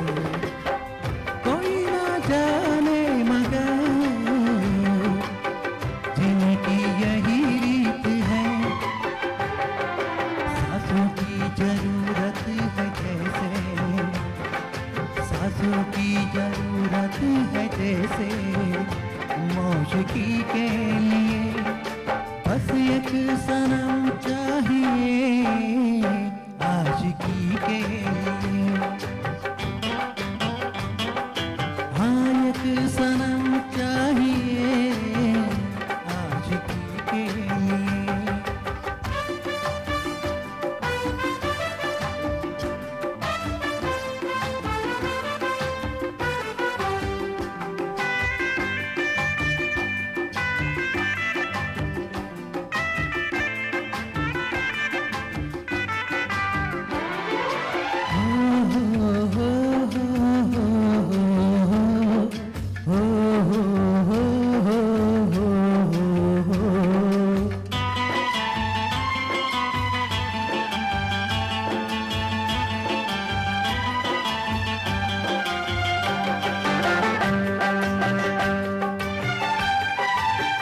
मंजिलें हासिल हैं फिर भी एक दूरी है,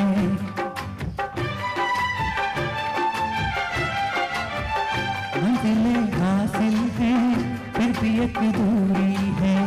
बिना हमराजी के जिंदगी पूरी है। मिलेगी कोई कोई रह गुजर, तन्हा कटेगा कैसे ये सफर। मेरे सपने हो जहाँ दोनों में ऐसी नजर, चांद की जरूरत है जैसे, चांद की जरूरत है जैसे, चांदनी के लिए बस एक सनम चाहिए आशिकी के लिए। सांसों की जरूरत है जैसे, सांसों की जरूरत है जैसे, जिंदगी के लिए बस एक सनम चाहिए आशिकी के लिए। बस एक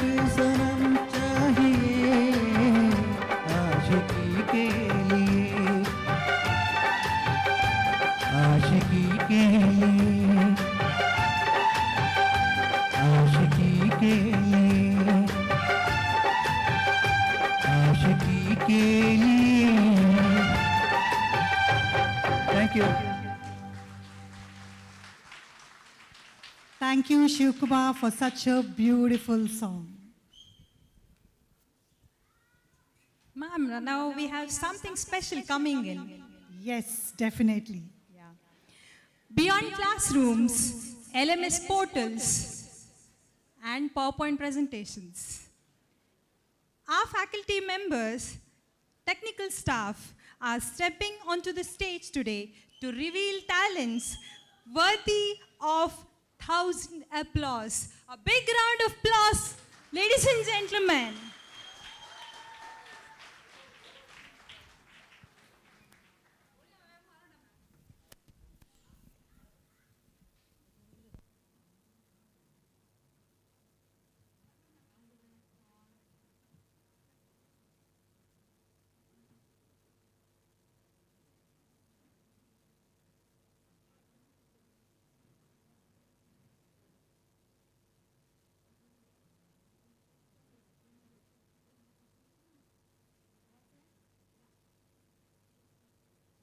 Ladies and gentlemen, you are not ready for this.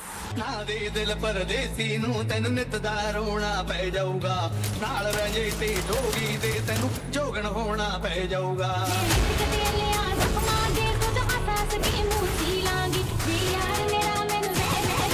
Get ready? I'm a king, but I pop, I'm a saint. They call me a bad man, that's a fucking good thing. Mama said swing back when another man swings, so I make my mama proud and they make their heads ring. Father, forgive me, I can't forgive them. You know my history, know what I did then. Know what I do now, a whole lot worse. Heavy is the head, it's a blessing and a curse.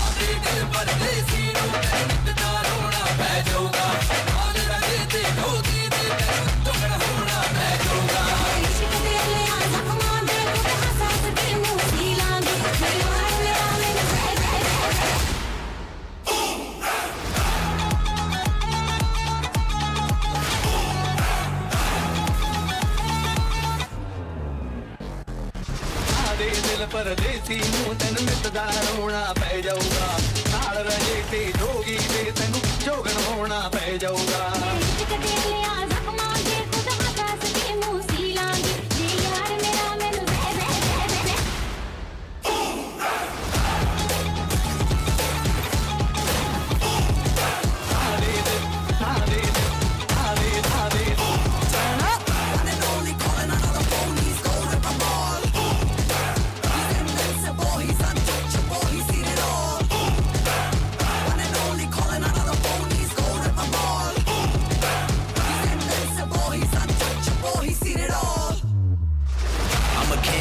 I'm a saint, they call me a bad man, that's a good, good thing. Mama said swing back when another man swings, so I make my mama proud and they make their heads ring.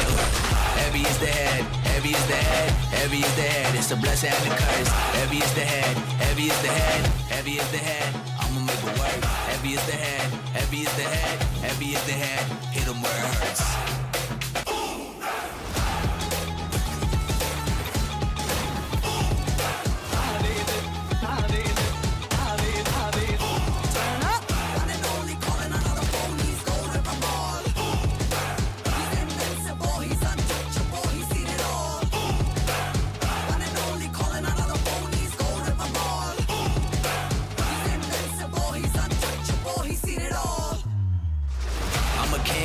I'm a saint, they call me a bad man, that's a good, good thing. Mama said swing back when another man swings, so I make my mama proud and they make their heads ring. Boy, he's seen it all. I'm a king, but I pop, I'm a saint, they call me a bad man, that's a good, good thing. Mama said swing back when another man swings, so I make my mama proud and they make their heads ring. Heavy is the head, heavy is the head, heavy is the head, it's a blessing and a curse. Heavy is the head, heavy is the head, heavy is the head, I'ma make it work. Heavy is the head, heavy is the head, heavy is the head, hit 'em where it hurts.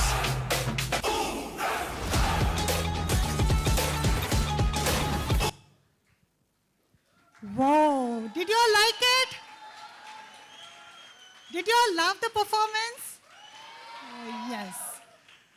Still more to come. The next performance, we have the group song from Team DOE.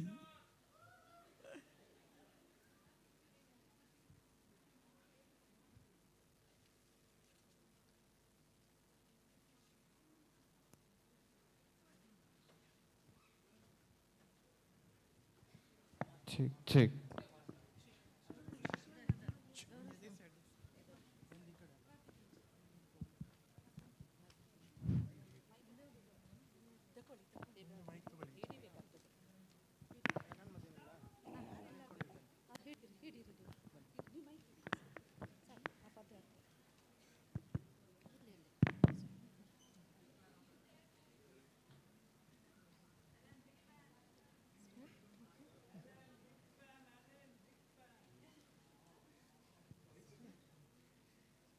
हाल कैसा है जनाब का, क्या ख्याल है आपका, तुम तो मचल गए हो,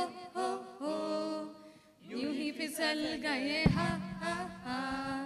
हाल कैसा है जनाब का, प्यार दीवाना होता है, मस्ताना होता है, हर खुशी से हर गम से बेगाना होता है। प्यार दीवाना होता है, मस्ताना होता है, हर खुशी से हर गम से बेगाना होता है। चले ही जाना है नजर चुरा के यूं, फिर थामी थी साजन तुमने मेरी कलाई क्यों। हाँ चले ही जाना है नजर चुरा के यूं, फिर थामी थी साजन तुमने मेरी कलाई क्यों। किसी को अपना बना के छोड़ दे, ऐसा कोई नहीं करता, बाहों में चले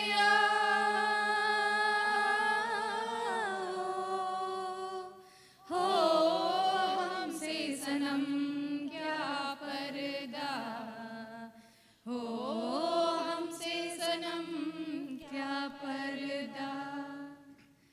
मैं झट यमला पगला दीवाना, मैं झट यमला पगला दीवाना, हो रब्बा इतनी सी बात न जाना, के ओ मेरे प्यार कर दी है, साढ़े उठे ओ मर दी है, के ओ मैनू प्यार कर दी है, साढ़े उठे ओ मर दी है।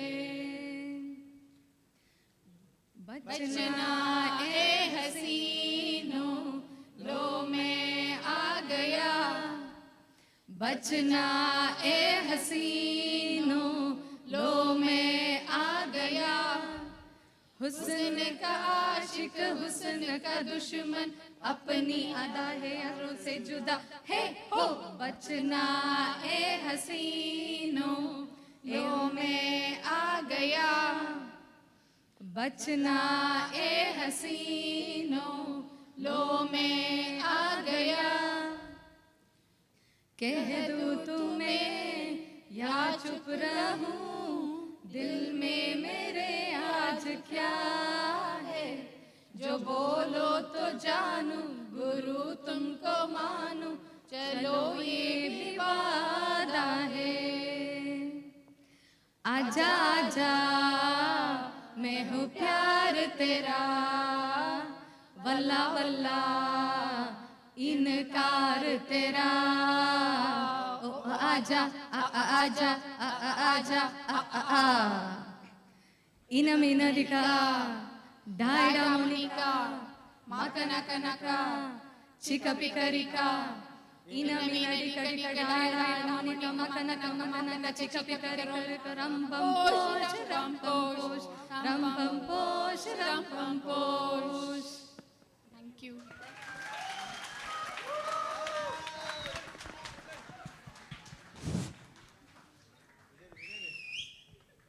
Ram pam poch, ram pam poch, ram pam poch, ram pam poch. Yes. How was that? No energy at all. How was that? Yes, that's better. Are you all ready for the next sizzling performance? Yes. So our next performers are ready to light up the stage with their energy, enthusiasm, and synchronized moves. Please join me in welcoming Team DOE for the group dance. तालियां रुकनी नहीं चाहिए, तालियां.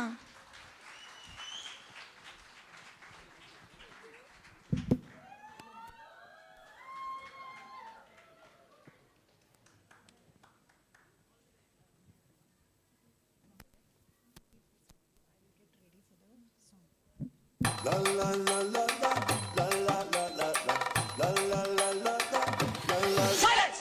நான் ரொம்ப lid மச்சாவைய favourite சீனா போட்டு சுத்து அவ வத்துவ மாவட்டு சீனா போட்டு சுத்து நான் டக்கு உட்ட வர லுக்கு அச்சடி லக்கு ஆனே தக்கே தக்கே ஆரா பதேங்க பதே லக்கன பதா அவதே தக்கே ஆரா பதேங்க பதே லக்கன பதா அவதே தக்கே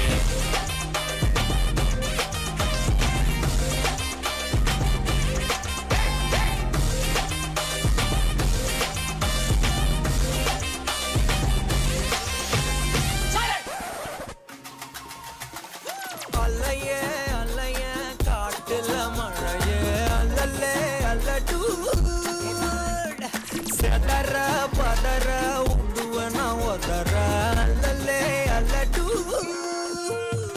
ஊரும் பிளட் 10,000 ஆறாவ கொண்டு அச்சாடி நீ எத்தனையோ வர்த்தகலா பார்த்தா அத்தனையும் வர்த்தினுதா ஆக ஒன்னம் மிஞ்சினவா யாரும் இல்ல செஞ்சிரு வச்சு just another person in பார்த்தா இச்சவலா ஹிஸ்டரியா கேட்டா மன்னனா வந்தனா ஊரலர கண்ணனா தொட்டனா பூமலர என்னென்ன சொல்ல என்ன வல்ல யாரும் இல்ல ராஜாதி ராஜனா ராவண ராவணா மன்னனா வந்தனா ஊரலர கண்ணனா தொட்டனா பூமலர என்னென்ன சொல்ல என்ன வல்ல யாரும் இல்ல ராஜாதி ராஜனா Ravana Ravana.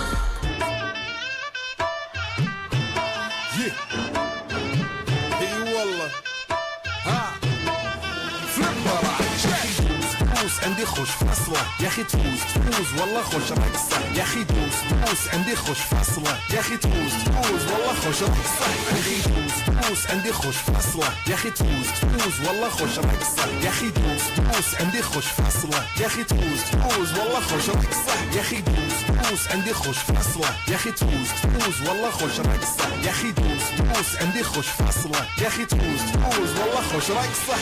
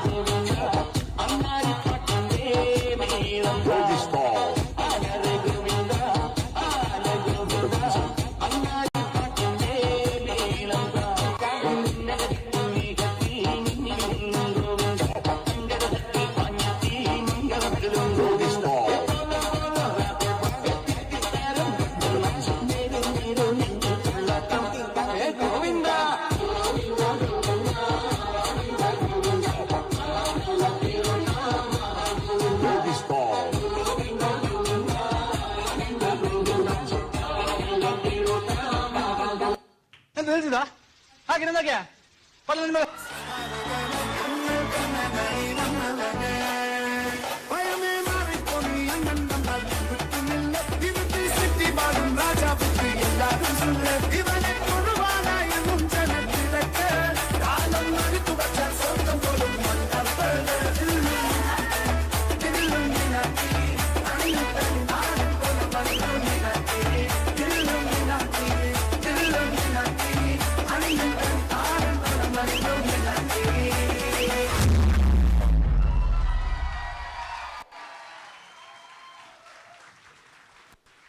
Oh my God. This noise says it all. Right? Am I right? Yes. What to call this performance? Energetic? Ujjwal sir, there is a request. Yes. Okay. Thank you for that. So get ready to add a little rhythm, a little laughter, and a whole lot for energy to the celebration. So, originating from the coastal tradition and loud for its vibrant beats and cheerful melodies, Baila music has a unique way of bringing people together and filling every gathering with joy.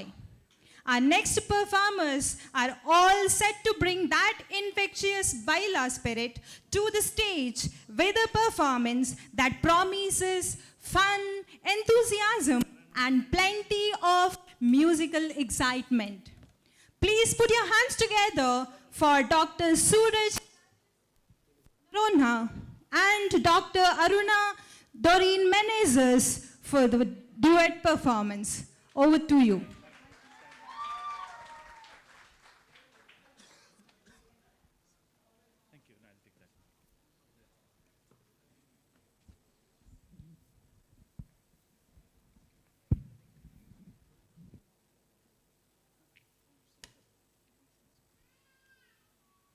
So how many of you have heard of Baila? Every Manglo Christian wedding, at the end, we wind up with Baila, right? The energy, yes. So we will be singing some of these songs as a part of Baila. You can dance, you can get up, you can join us and sing along with us. Is that okay? Yes, great.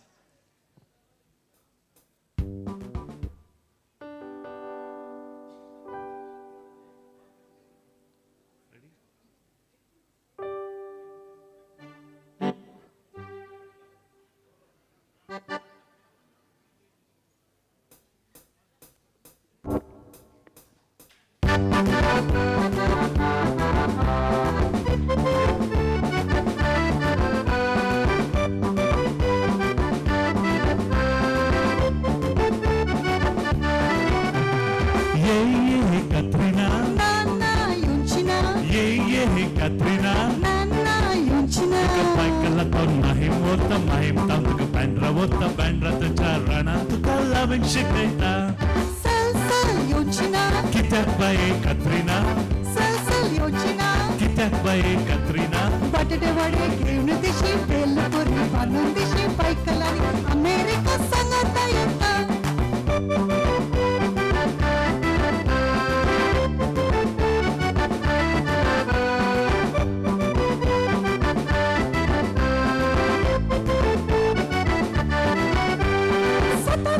Patlane tailors nastana Katrin म्हणून तुझी लदीन सुखाना Botlu marun megen moja mogu katana Rezki त्या सगळं संसार हावदा kaitana Sal yonchina Kitak bae Katrina Sal yonchina Kitak bae Katrina Batade vade grevnu dishi belpuri banun dishi paikalani America sangata yeta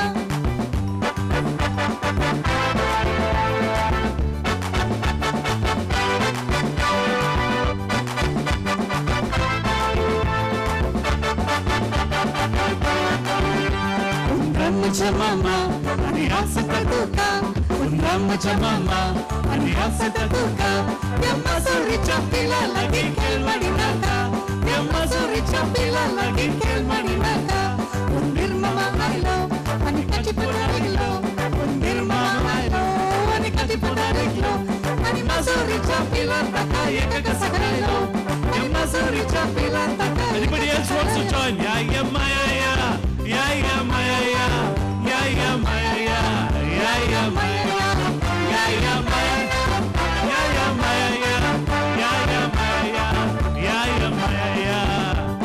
Good and suddenly so nasty, Iporikonachi. Good and suddenly so nasty, Iporikonachi.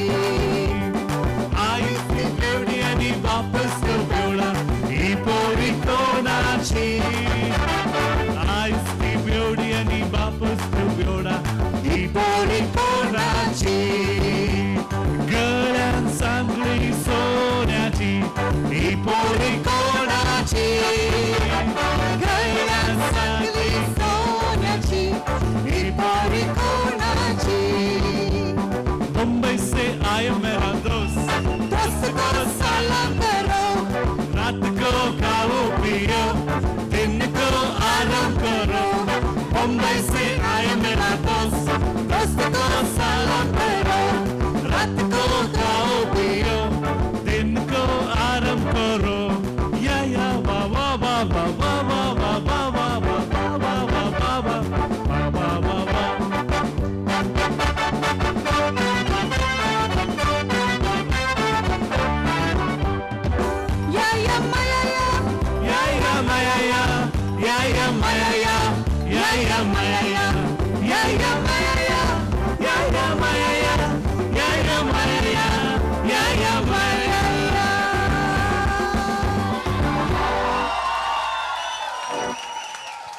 Thank you so much. Thank you for joining us. Thank you. Next year, once more. Yes. Thank you.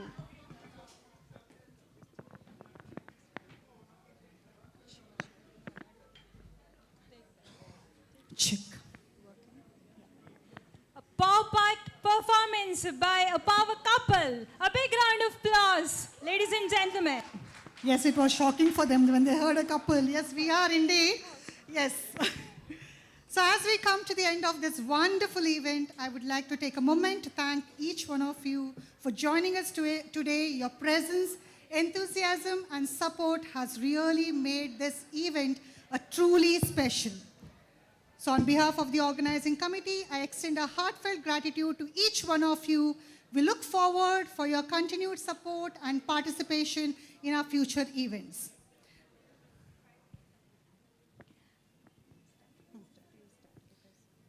I also take this opportunity to thank Dr. Purnima for being my co-host for this vibrant event, Panorama 2026. And Dr. Aruna for co-hosting. Thank you, ma'am. So we both are signing off today for this event. Have a great evening ahead. So we have an arrangement made for the tea break for 10 minutes at the same floor where you had your lunch, second floor. So after your tea break, we would have the campus tour.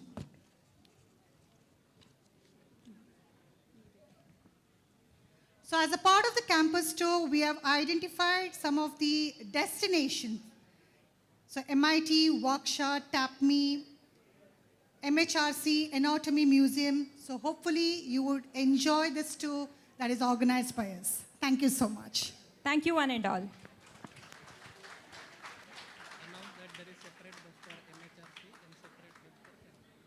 Yes. So there are 2 buses arranged for MHRC, which would be, sorry, 1 for MHRC and 2 for campus tour.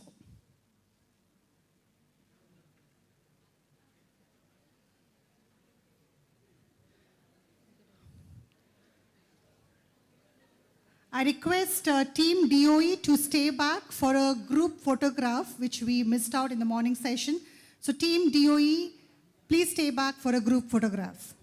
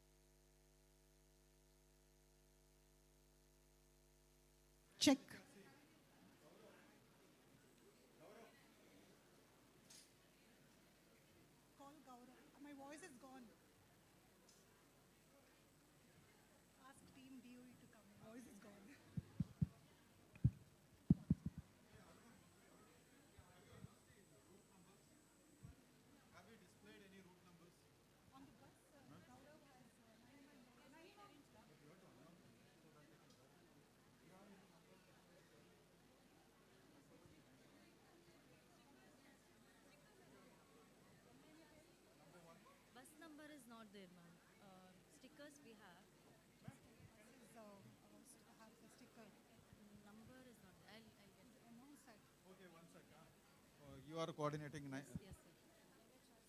Friends, the bus which is going to MHRC is coordinated by Dr. Nahima and Gaurav, right? So wherever you will find Nahima and Gaurav, that's the bus that goes to MHRC.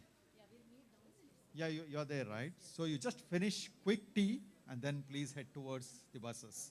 Okay, other two buses will go to campus store here. And I want most of you to go to MHRC, and those who are planning to move around, maybe take another buses, right? So what we are doing is, after the campus tour, we'll drop you at our anatomy museum.